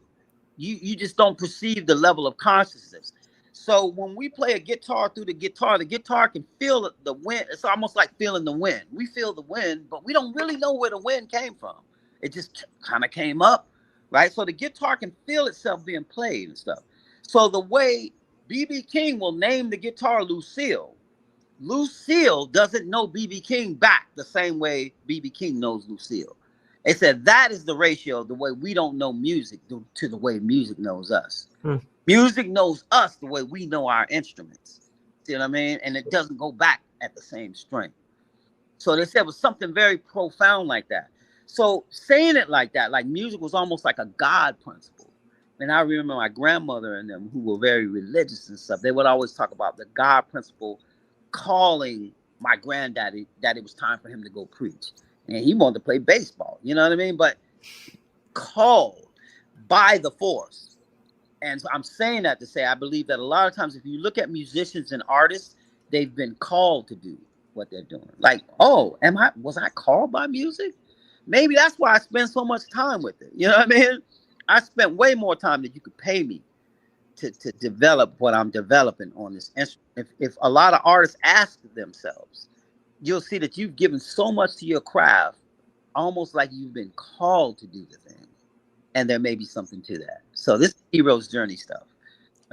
Exactly. There you go. And when you hear the call, even though you don't want that, and you didn't, you weren't trying to become that. The best heroes are the ones who never wanted to be. Right? Yeah, I talk about that. Yeah. Okay, I talk about that. I had a young lady playing Marie Antoinette, and she didn't want to do the role, but she was perfect for it. And I told, man, Michelle, look, I said, you're perfect for the role because Marie Antoinette didn't want it either. You know, her mother, Marie Joseph, put all her daughters in arranged marriages, in power relationships to get access to kings and kingdoms, like that. So she didn't want to do it either. And so a lot of times, yeah, we're called reluctantly, and just real quick, that's the story I like about if you know about the story, The Course in Miracles. I know The Course in Miracles, but not the story. So please. The story part you got to know before you look. The story is the lady is a professional psychiatrist. She's a professional, and she's an atheist, right? She don't even believe. See what I'm saying? But she starts hearing a voice saying, "This is a Course in Miracles. Please take notes." So she's taking notes, and she doesn't know what to make of it. It's just compelling, right? And she's hiding it because professionally it's embarrassing. So she shows it to her supervisor. Look what this transmission that's coming through. I don't know what to make of it. Dude reads it. He said, man, this is brilliant. This is like beautiful. Like, keep going. And she says, well, okay, as long as it continues to speak in proper English, I'll keep going. But the Course in Miracles is that. It's the reluctant scribe. And she says, well, why me? Why? I don't even believe. Why me? And the voice says, it's an agreement that we made a long time ago. See, we're getting back to life, this not being our first rodeo. But see, again, remember the Course, and all throughout the Course, I can hear the voices dancing around the subject of reincarnation. Like the question was asked, something about reincarnation, and the voice says, just know that life is not the beginning and death is not the end. Left it at that. He didn't go into reincarnation, all that, because that's a very Christian audience. Their ears aren't ready to hear all at once. See what I mean? And so he danced around that subject. So it said with what is her name? Miriam something? Helen? Williamson. Huh? Williamson is her last name. Right. It said with her, it said, this is an agreement that we made a long time ago. You don't remember it now, but we're fulfilling an agreement that we made. Right. So she just does her thing. But at the end of the day, it's the reluctant hero. That's what makes the Course in Miracles so good. She doesn't even believe it, right? So at the end of the day, someone asked her, he said, look, you got this Course in Miracles subject, you got a manual for teachers and all this, but you don't even practice it. Why don't you practice it? She said, okay, this is beautiful. Let me get this right. Take your time. She says, I don't believe it, but I know it's true. Boom. That's what she says. She said, Boom. I don't believe it, but I know it's true. Oh, I love that. You know what I'm saying? It's like, wow, the reluctant hero right there. You know? Exactly. That's amazing, because belief is very flimsy. It's part of the child archetype. It can be very much part of the hero's journey, beginning, accepting a calling, clinging to some belief. Yes. Yeah. But it's it comes and goes. You have to keep re-believing it. You have to wake up in the morning and remind yourself of your beliefs. Yeah. Do you want to say something more? Go ahead. Yeah, I was just going to say, in terms of the audience, about the hero's journey, one of the things at the hero's journey at the very beginning is that you're going to get the call, and you're the protagonist of your story. You can accept the call or you can refuse the call. See, exactly. Opportunity to refuse or accept the call. You could just reject it and walk away. You see what I'm saying? So that's the first stage right there. And so when you see how stories deal with this, it's very creative. See what I'm saying? It's like in Star Wars, here's Luke, the little farm boy, and man, he wants to go, be an adventure like his dad. And the parents are like, that's what we're afraid of, man. They know who his dad is, right? He doesn't know who his dad is yet. And it's like, that's what we're afraid of. So they want to keep him a farm boy. So how does George Lucas deal with that? He looks back and his whole planet gets blown up. So he can't go backwards. All he can go forward. Do you see what I mean? His refusal of the call was obliterated. He had to go forward. And that's where he wanted to go anyway. He had to meet his destiny. He has to meet his father, right? He doesn't know that the arch villain is his father. Do you see what I'm saying? Like, this is George Lucas, man. Like, if you know he's Joseph Campbell's #1 student, and he's putting that in the movies. When you see that, it's like, ooh. Like, you can just YouTube people, little kids watching the scene where Vader asks him, no one ever told you what happened to your father. He says, no, they told me what happened. They told me you killed him. And he goes, no, I am your father. Right? Search your feelings. Don't try to deny it, and you'll know it to be true. And little kids, when they see that, it's like, what? The ultimate twist on everything. Do you see what I'm saying? Like, he is working that hero's journey, man.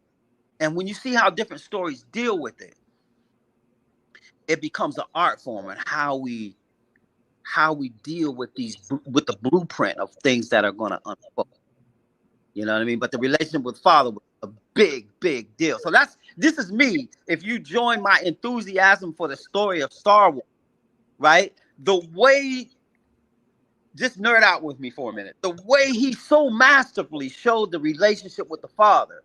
We had another opportunity to do it when 13 years later, Harrison Ford agreed to come back as Han Solo. Because he said early when they were shooting Star Wars, Lucas whispered in his ear that I'm going to ask you to come back in 10 or so years to revisit the Han Solo.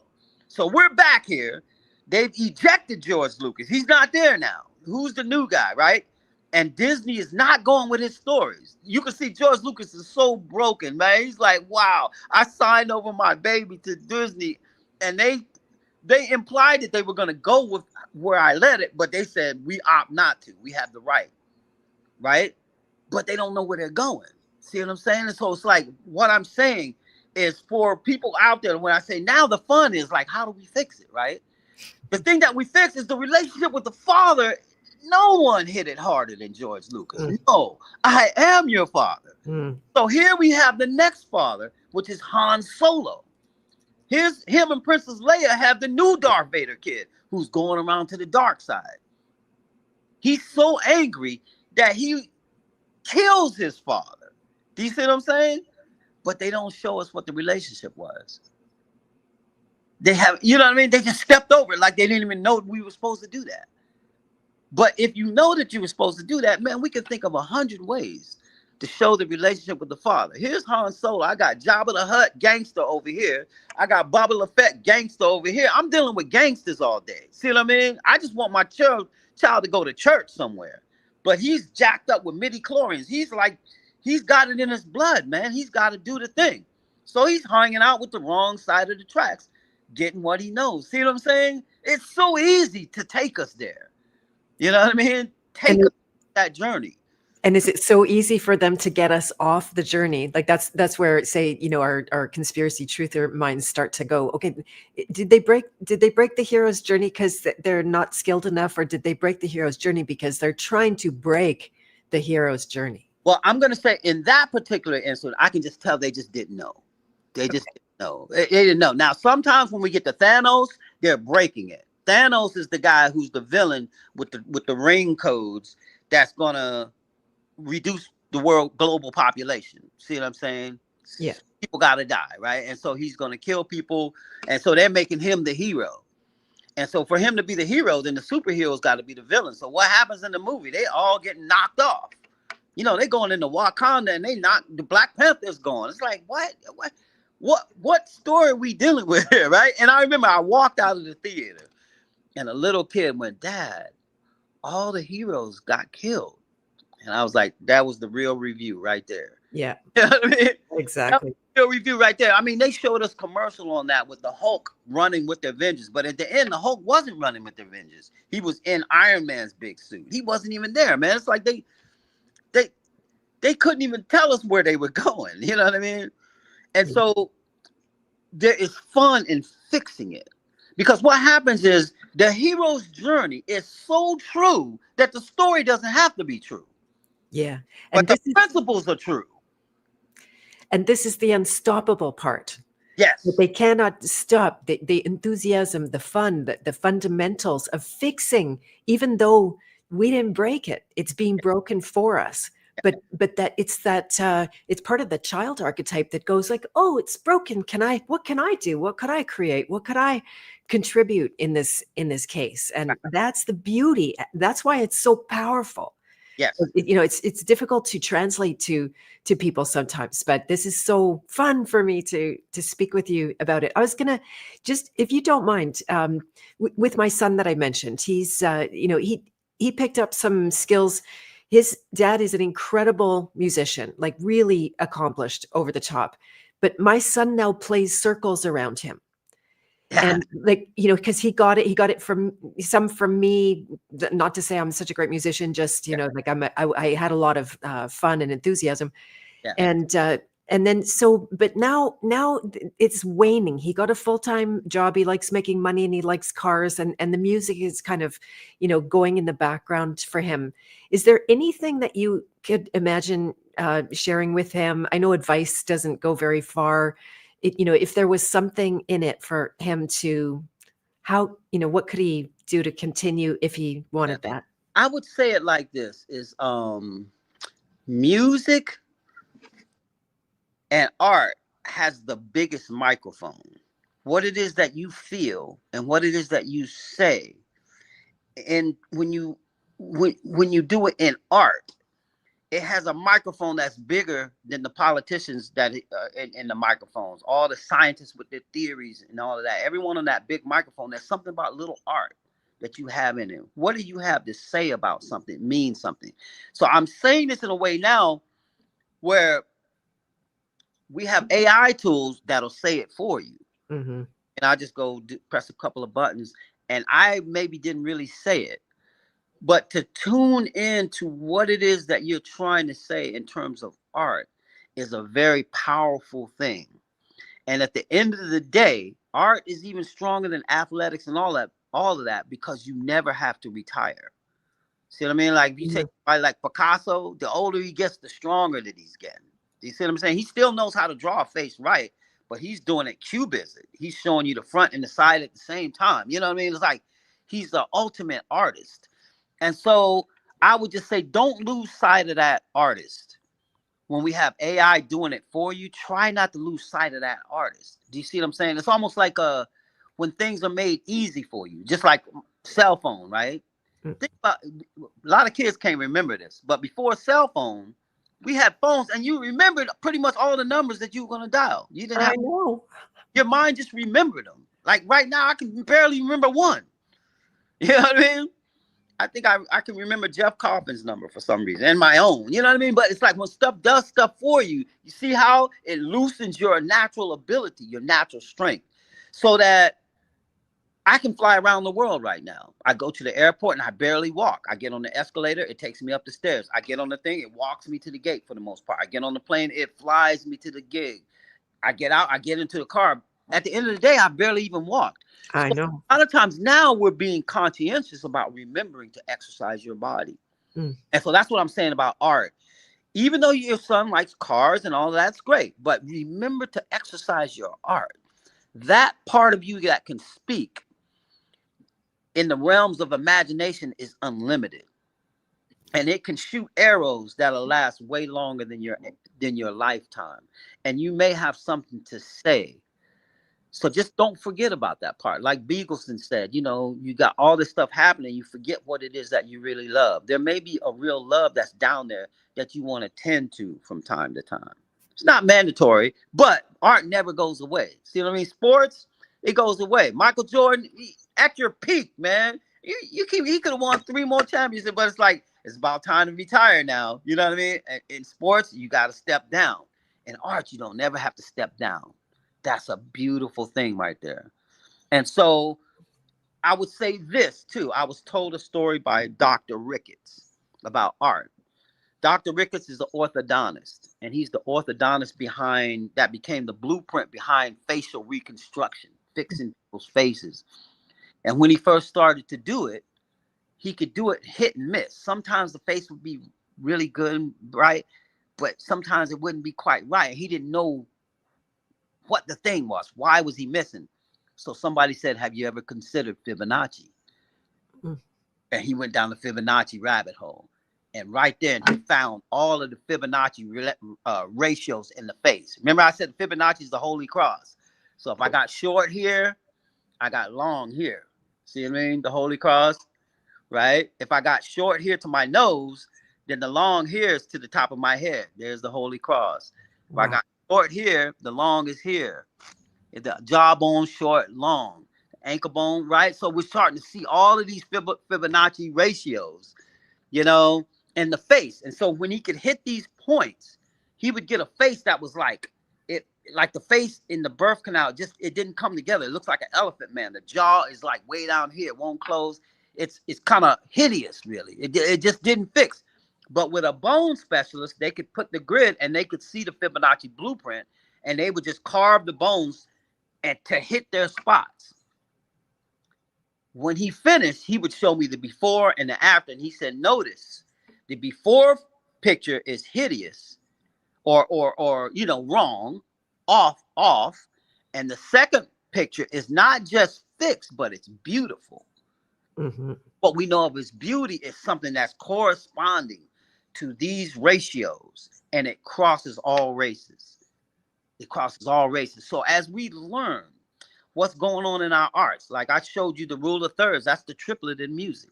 Triplet, boom, ba boom, ba boom, ba boom, ba boom. There's a whole bunch of music that's embedded in all that. You know what I mean?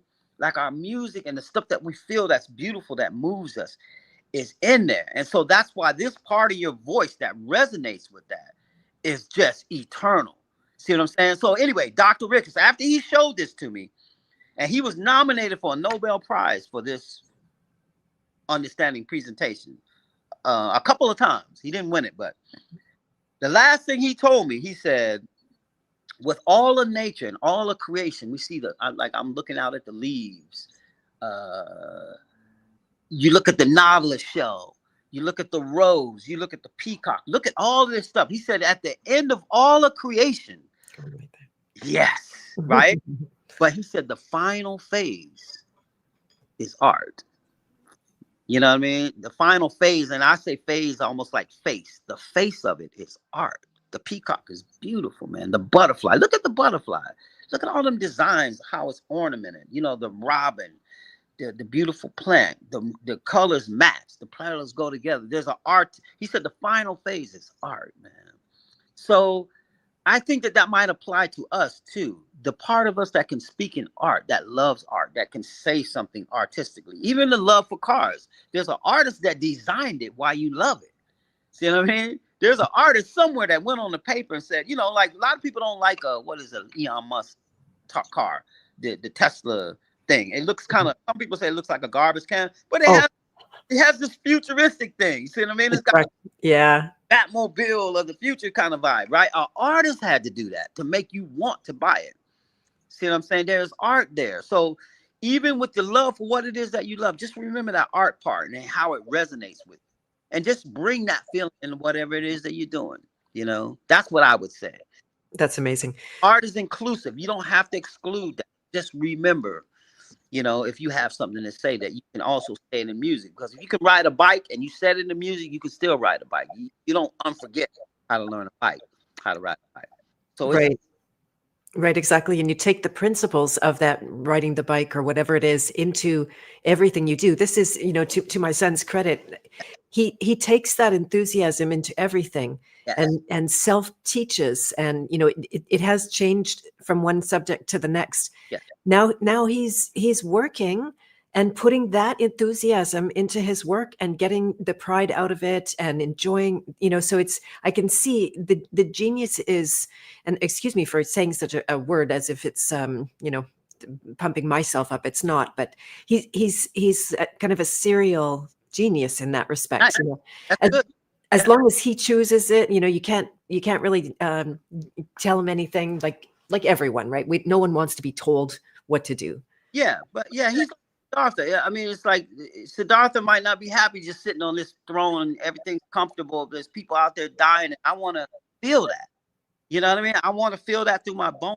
See what do I see about that? What do I bring about that? Maybe I'm gonna write about that. You know what I mean? Yeah. And the hero's journey that he's on is taking him that way. They're like, I'm gonna relate your son to like Steve Jobs, right?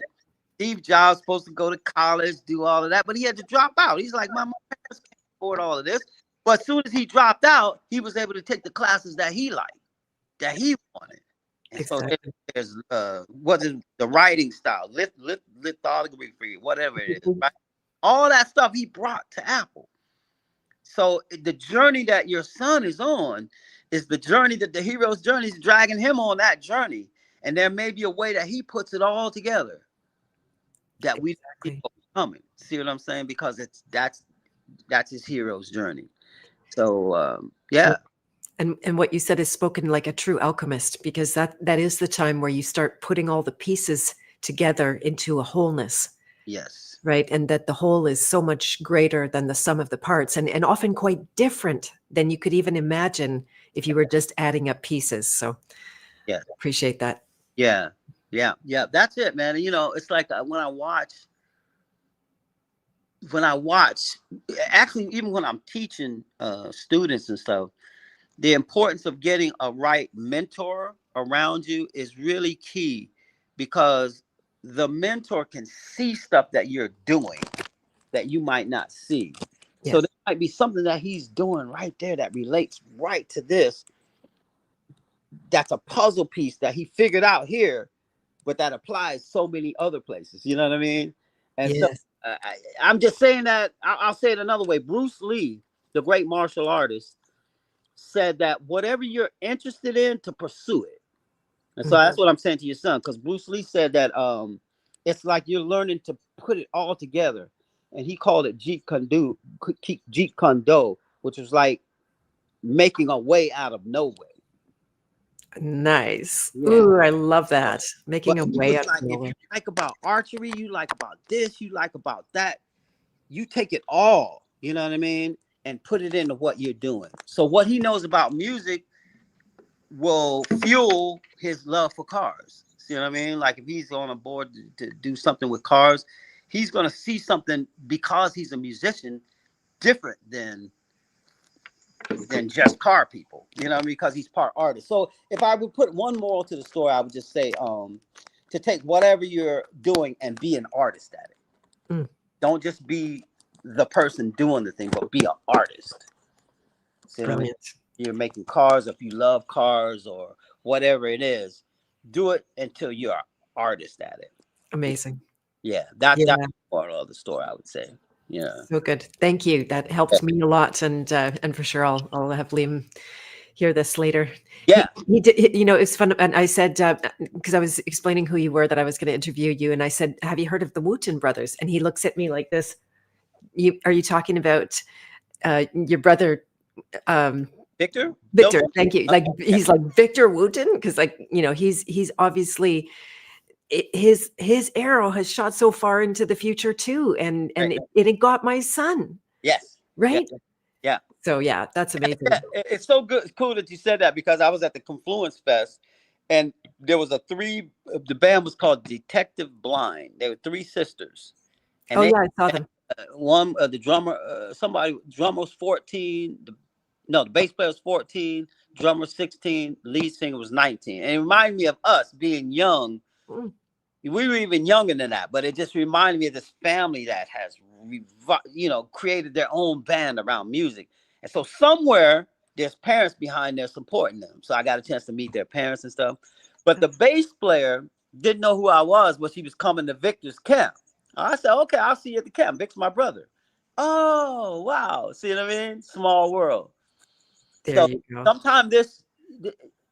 sometime in June, she'll be coming to Victor's base camp.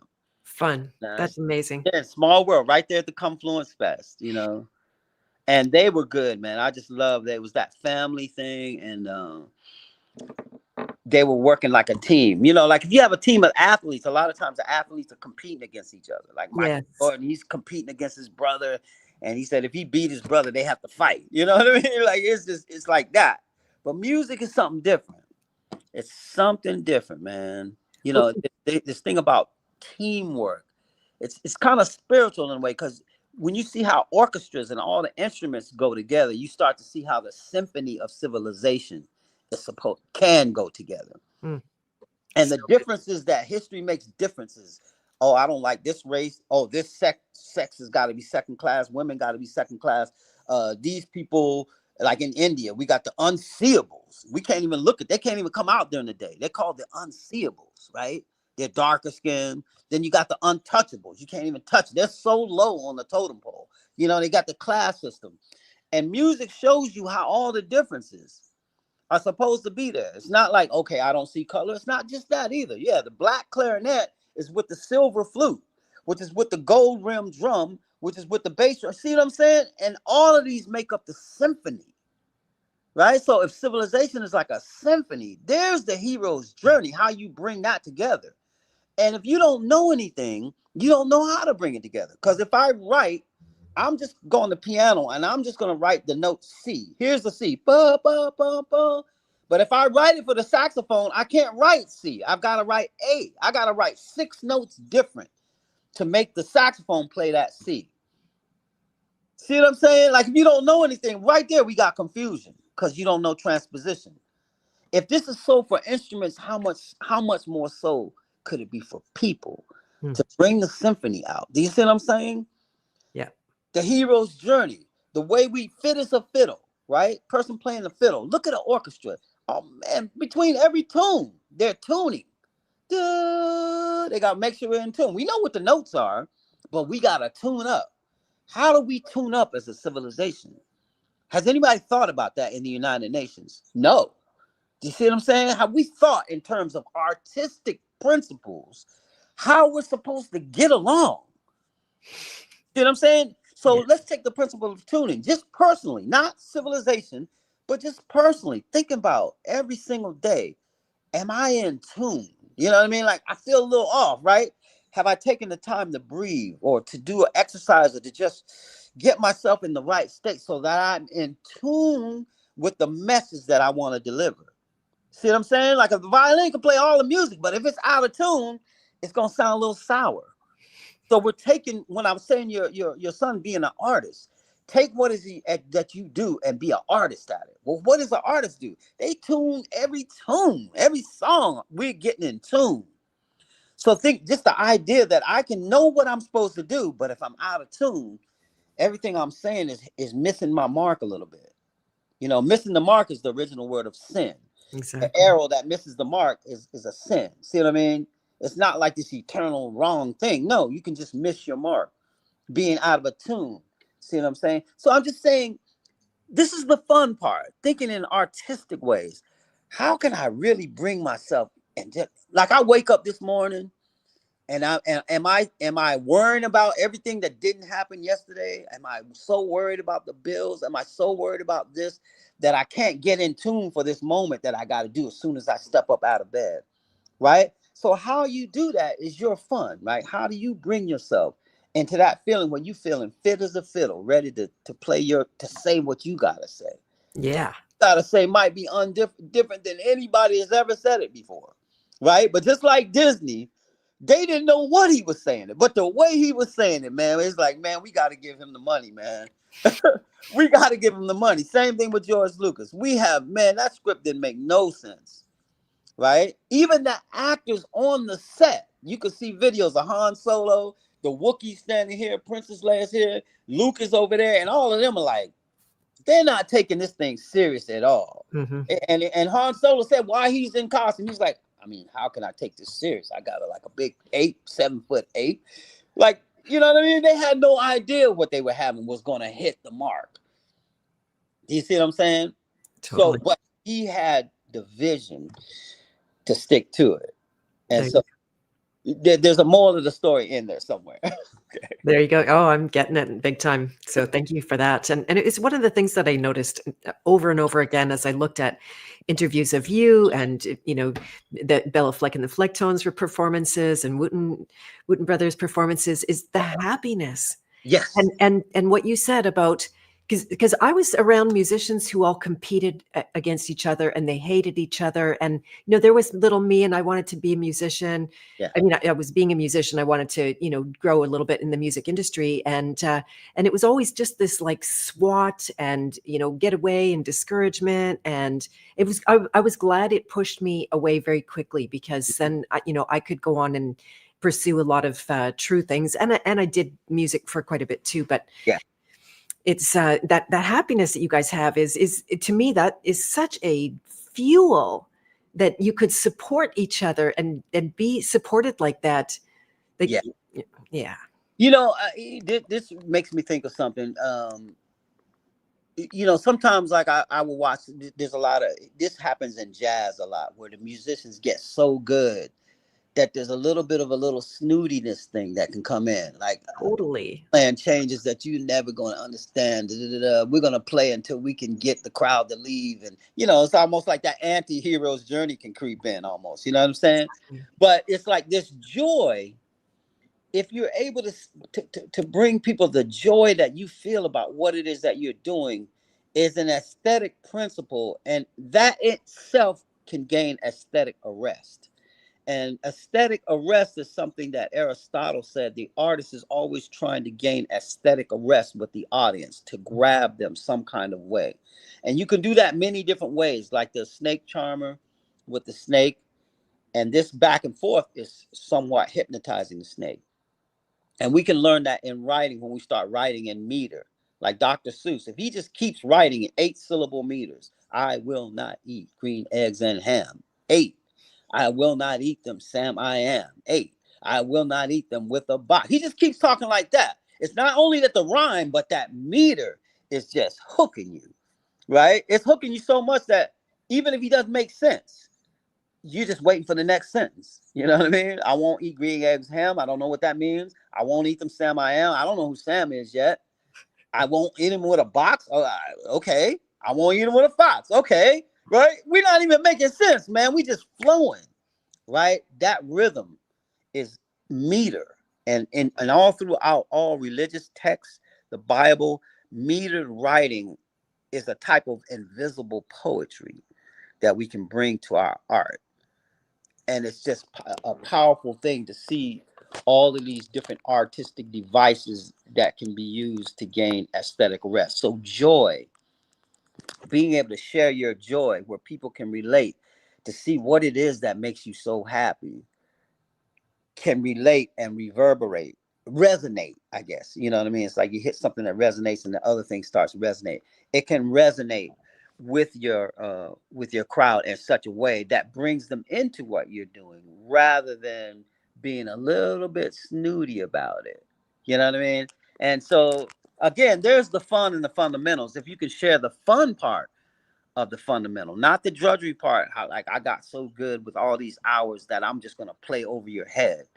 No, there's a way to play over the head, but to carry everybody to everybody's flying. Like I get in the airplane, I don't know how it works, but it's not so over my head that I can't get in it and take the journey and and end up to my destination. I think this is the spirit of art where we're taking people on the journey, that this gift that has been given us.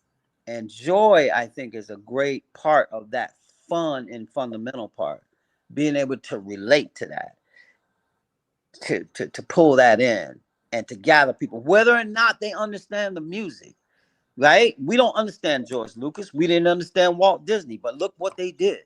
See what I mean?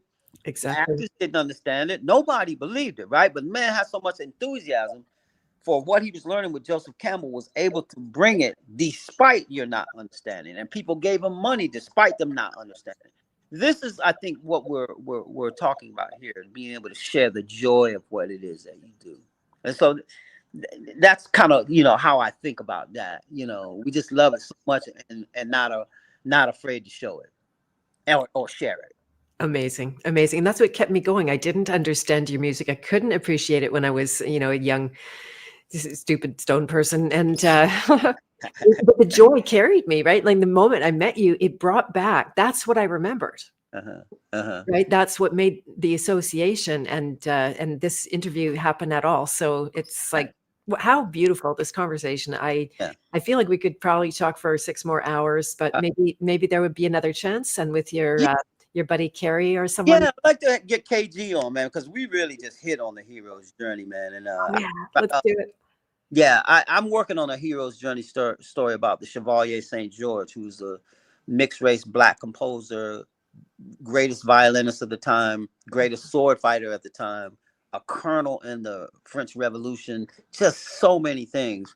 And Hollywood ended up doing a movie about it, but it's a story you can just miss it, the story, and they didn't quite hit the story. But anyway, I'm working on the story, and the reason that I can understand the story is by understanding the hero's journey. Like you can read the story, and if you hear me read the story and tell you where we are in the hero's journey, you go, oh, because the hero's journey just shows up. It shows up when you don't think it's going to show up, man. It's like, I'm trying to give you a good example. In the Chevalier St. George's story, he's a kid born on Christmas Day. That's already biblical to me, right? The midwife holds him up and says, this baby, he's mixed race. So he's born from one of the slave women and the plantation owner. They have a mixed race kid. The midwife holds the kid up and said, this kid won't stay on the plantation. He's going to stand before kings and queens. There's a prophecy right at his birth, man. So in the hero's journey, the hero is born in a familiar world, and they will be whisked from the familiar world to an unfamiliar world. And that's what happened. The father got into a fight. He cut the man in his nose. The man died of gangrene. So the father's sentenced for murder. So he flees to France and takes his mixed race family with him. And so here's the boy now, whisked from the plantation, boom, right in the heart of France. Puts him in the sword fighting school. He excels at everything. Do you see what I'm saying? Just like Luke Skywalker was whisked away from his world because his world was destroyed. Now he's gone to meet Obi-Wan Kenobi and all the ways of the Force. You know what I mean? To ultimately confront his father. That's a real story, right? And so when we look for it, I just want to leave you with this one example because my friend Tracy Silverman, great violinist, electric violinist, and we were talking about that. Somebody wanted to do his story, and he didn't think his story was like da-da-da-da. I said, okay, Tracy, just give me the story. I'm going to tell you your story on the hero's journey, right? And so I showed him how he told me the story, like when he was in class, when he remembers being in class. The teacher says, okay, now we're going to have Tracy come and play a song for us. And right as he's getting ready to play, the bully in the back says, Tracy, isn't that a girl's name? I was like, we got a story right there, right? We got a story right there because you got a guy that's coming against you. The teacher's trying to praise you, and the bully says, Tracy, isn't that a girl's name? And so he says it flusters him. And so he gets his composure back. He says, okay, I'm gonna get back now because I was so rudely interrupted. And the bully in the back goes, "Oh, you calling me rude? It's on." So now he's playing and he's got to fight. He's got to fight. I was like, dude, we got a story right there. Mm. See what I'm saying? But Yeah. it just goes on. And all I'm doing is just looking at the hero's journey.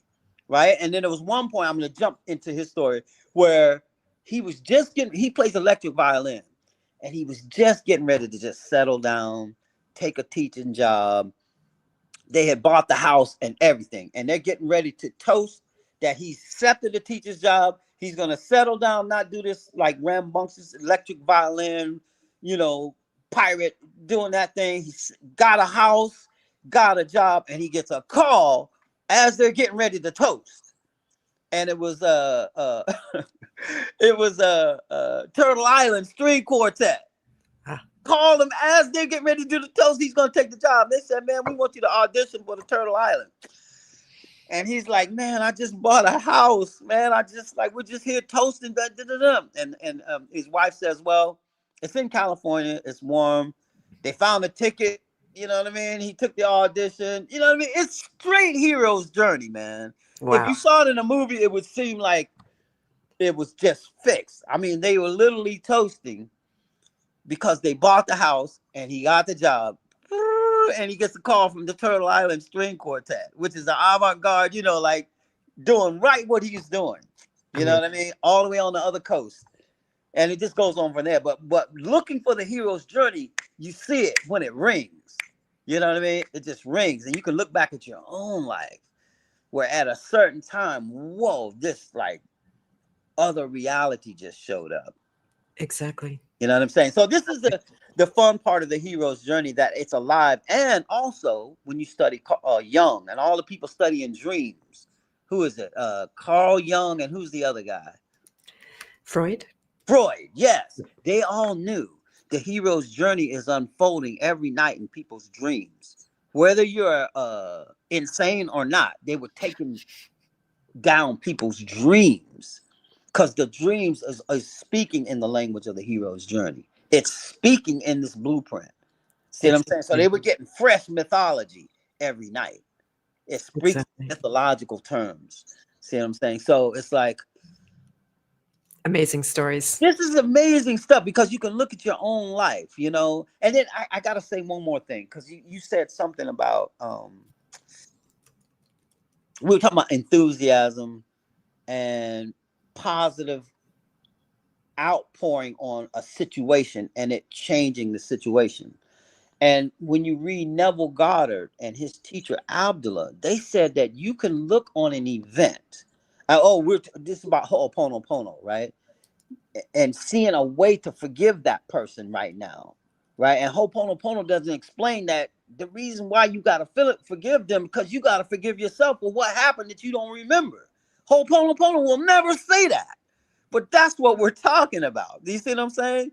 But they're dancing around people don't know about reincarnation. You know what I mean? Like, they don't believe in that. So they said, just practice it. But here's the thing. There are other things that you can practice too. And this is what Neville Goddard learned from Abdullah.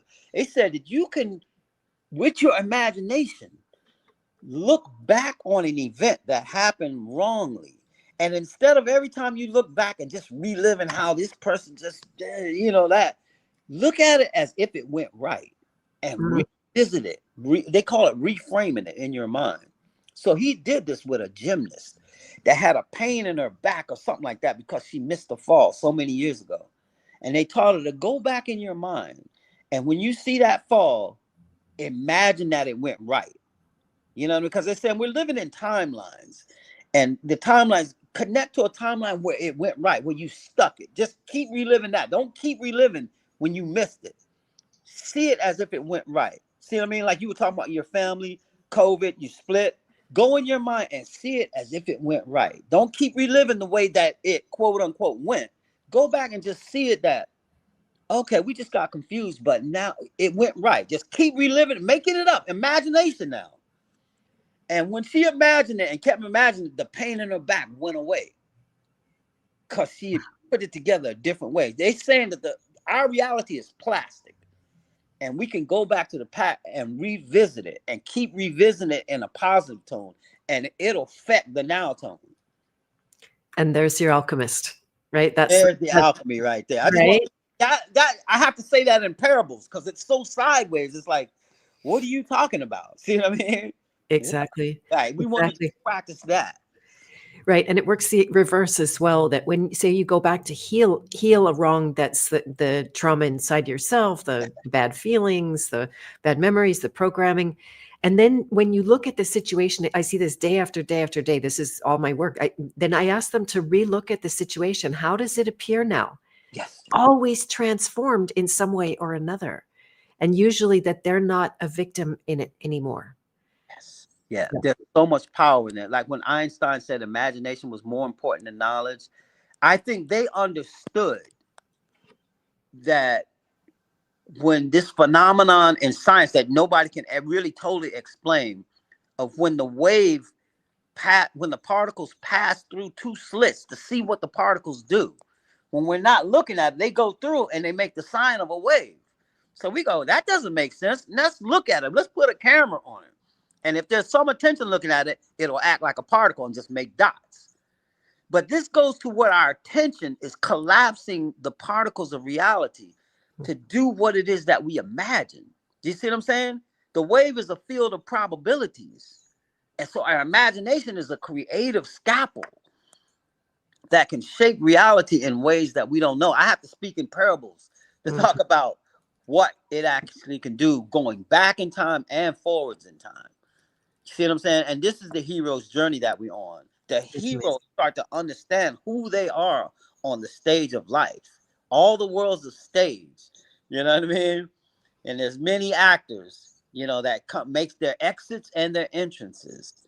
And that's who we are in this great play. And so the part that we have to play, I would just leave it with this idea that we don't have to be overwhelmed about it. If we see a better way of doing it, maybe you just teach your kids how to do it. Maybe you just teach one monkey how to wash the sweet potatoes, and like the wave, all of a sudden the wave collapses into the right idea. Do you see what I'm saying? It's not to get overwhelmed with it. And that's what I like so much about being at the Confluence Festival. You know what I mean? There's thought leaders, there's truthers, there's people sharing things that we didn't know of like that before. And so there's a group of people like the 100 Monkeys that leave that festival with a little bit of enlightenment that comes out into the world a little bit more, you know, that helps shape the wave of possibilities of what this kind of symphony of reality that we're in can be. And to me, that's the fun of it. Meeting people like you. I wouldn't have met you or be doing this if I didn't say yes to the hero's journey of going. See what I mean? I said yes. I didn't refuse the call to be there. Exactly. Me too. Yeah, it was the same thing. And I hear I will be back next year. I hope you'd come as well. Yeah, I'm hoping to be there. It just depends. It's in April, right? They're deciding whether it's going to be April or May now. April is safer for me, but me too. Yeah. yeah. I'll so good. But if my dates are open, I'll be there for sure. Amazing. Yes, I want to play with the harp player, Jocelyn again, and thanks to her mom and everybody there. And Eileen McCusick, you played with her and her band? I did for the first time. Eileen, so good. I've done workshops where she's come to my workshops. I've seen hers. I've seen her factory where she does all the tuning forks and stuff. And it was such a pleasure to perform with Eileen. And it was just a great thing. And yeah, people want to stay in touch with me, man. WootenBrothers.com. We got a record that's going to come out. Okay. A new single probably going to come out this summer that's going to feature Bootsy Collins and George Clinton. And again, stay tuned. Maybe we'll come back because I'm thinking of a storyline, like a hero's journey story that can help tell the story of what's happening around that song. So you guys stay tuned and let's revisit it. That's amazing. May I share one last thing? I hope I don't keep you too long here, but no, I'm good. On the imagination, so Gurdjieff writes about the imagination. Go figure. I won't go super deep, but he says it's an obstacle to creation. And but what to best use your imagination on is imagine being conscious. Imagine being fully awake and not going to sleep. And what would that work out? So it's just it's kind of next level of the use of imagination. I'm not arguing with what you said. Just no, because I can see the reason for the argument, but the argument to me is almost like, is the glass half full or is it half empty? Is the knife a weapon or is it a tool? And so after yes, Neville said, our imagination, we're carrying a tool that's so sharp, but we're like kids and we don't know what we have here. See what I mean? That tool is like a magic genie. You make your wish and your wish is your command. So what we speak, like our tool, our tongue, where, like I said, you go a lifetime and you're sliding yourself. You're making jokes. I feel so tired. You don't know that that's not just how you feel, but you've commanded the plasticity of reality with that. See what I'm saying? So you have a tool and it's like, you don't know to be conscious with that tool. See what I mean? Because the knife can cut both ways. So it's like my mom would say, in my imagination, they're asking you to learn to imagine in a positive way, not negative. Usually we default negative. And my mom saying, well, I don't really have an imagination. You know what I mean? I was like, I can't imagine. I said, well, Mom, think about when you worry and you hear a cop thing and you've imagined the whole scenario. You see our car out there. You see how it's going. You see the car coming to the door to give you the bad news. And she said, you know what? You're right. I do have an imagination. But they said what happens is, without us being conscious of this knife, it's sharper than the sharpest knife and powerful like the force.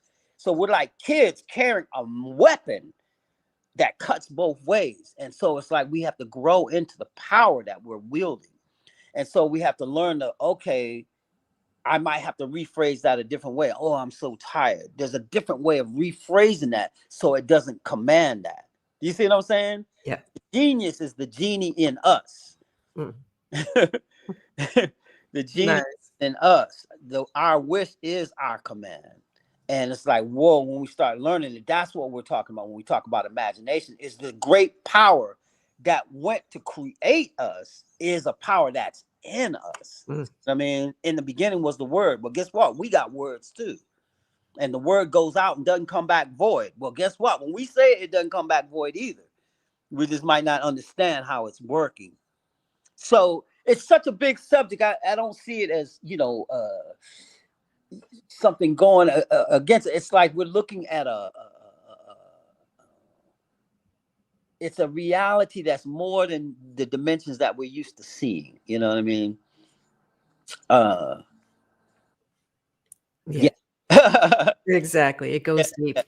Yeah. Well, thank you so much, Roy, for joining me today. It was just a beautiful surprise to me after we connected and made the time, and then I really went down the rabbit hole to learn and take in. Your body of work is extraordinary, and I am incredibly inspired and enthusiastic. And I don't think of myself as unenthusiastic. I really am passionate about what I do, but it feeds me. So thank you for that. Nice. You're so welcome. And let's revisit because, man, I was looking at your the quiz that you had me taking, and I'm just doing so many, what I mean? Like I'm inventing a new instrument, I'm building, I'm getting that done. And it's just so many things on the hero's journey are happening. I just happened to meet a person that can do the impossible with electronics. You know what I mean? I just happened to meet, you know what I mean? It's crazy, right? So let's revisit. I would love that. Yeah, there's about 100 more questions I wanted to ask on the technical side and music and stuff, but this was wonderful. Let's continue, even if we do it offline. Let's okay. I'm interested in the technical questions. Yay. Okay, that's wonderful. So great. All right. And keep an eye on, for anyone who's watching or hearing the recording, keep an eye on wootenbrothers.com for the new recording to come out. That's amazing and exciting. Yeah. And I was thinking to play us out. I found a 2018 version of you guys playing at the Montreal Jazz Festival. Ooh. And it shows the Drumitar that you're playing, and it's just really beautiful. So I thought I would maybe play the first 5 or 7 minutes of that to play out so that people could get a taste of Okay. what you're up to. You know, if you got to look closely, because Roy is not only playing the drum kit with one hand, but he's playing the Drumitar with the other hand. The kind of coordination, like I would love to see your brain someday on the inside. I bet it's a whole different architecture than the average person. But it's fun though, and I could teach you how to do it. So. Oh yeah, yeah, I would love that. Maybe, and I have an association called the House of Free Will, where we're building relationships to how to get along is the big subject and solution. So maybe sometime I could bring you in to teach us a little bit of that, where your brain goes. This is good. You know, let me just say one thing, because you just sparked something that we could talk about the next talk, and that is the house of relationship. There's things where as soon as we know about something and our imagination can relate to it, all of a sudden 90% of the problems just evaporate. Right? I know. And so I just want to talk about, I just learned about the hemp tree, where you make hemp rope. You can make hemp plastic. So just imagine a world where none of the plastic was made out of petroleum. You know, we can make cups, we can make airplanes, we can make engines, all out of hemp. And so when the plastic now gets thrown away, it's not like the plastic is leaching into our bodies. It's hemp fiber that's healthy. So all of a sudden, we're not littering the oceans with plastic. Then there's the moringa tree with the seeds that purify water. How many people need clean water that can just put the moringa seeds in there and clean them? Even our tap water could use that. And the vitamins are just crazy. So just with a couple of plants, the world has become a shiny place. Right. And so I just want to this is a great conversation, because now, am I trying to teach 1,000 people? No, maybe what if it's just one Amish community? What if it's just one family? What if it's just your backyard? What if it's just 2 monkeys that learn to live in the world where I'm not going to use a plastic fork today? I'm just going to keep using my hemp fork. See what I mean? I'm going to get me some hemp cups, and I'm never going to use a plastic cup again.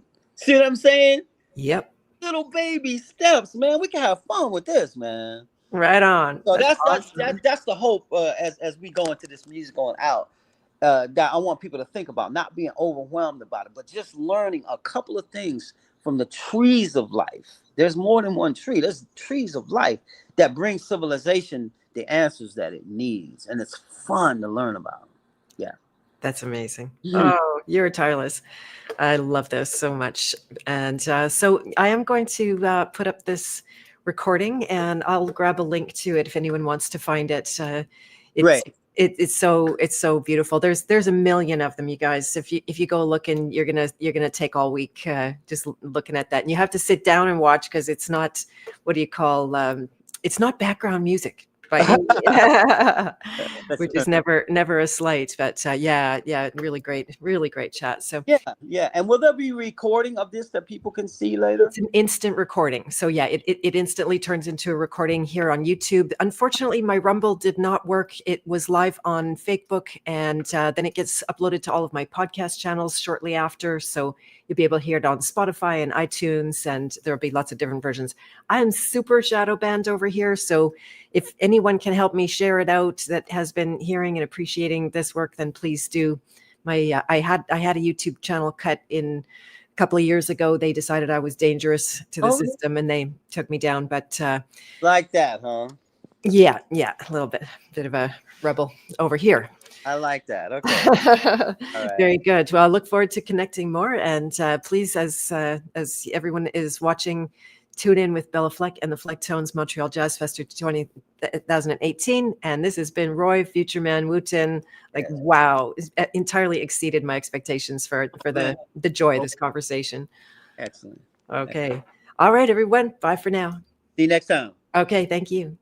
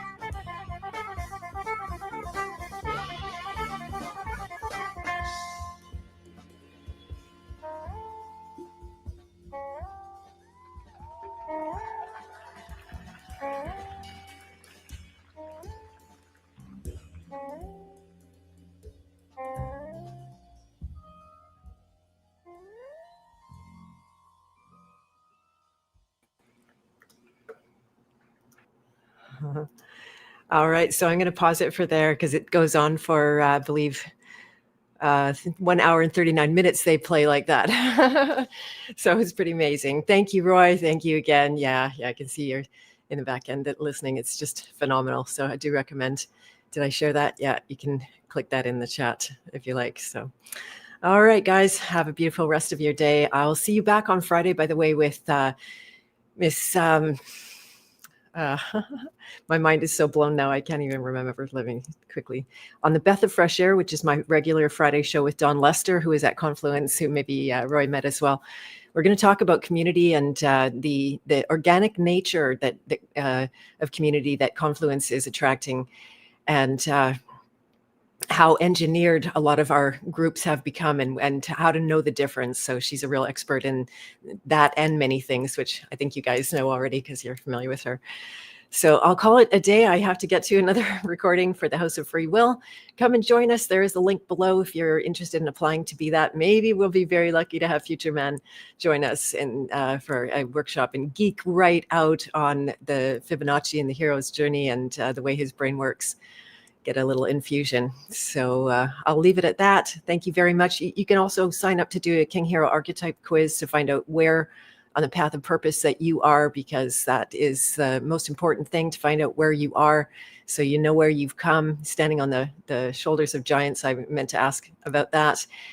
And then where you're headed, because when you have direction like that, Roy is an incredible example of when you've got direction and clear purpose and you're on your hero's journey and you know it, then you become unstoppable and you can create till your last breath. So that's how I'll leave it for now. All right, everyone, lots of love. Have a great rest of your day. Bye for now.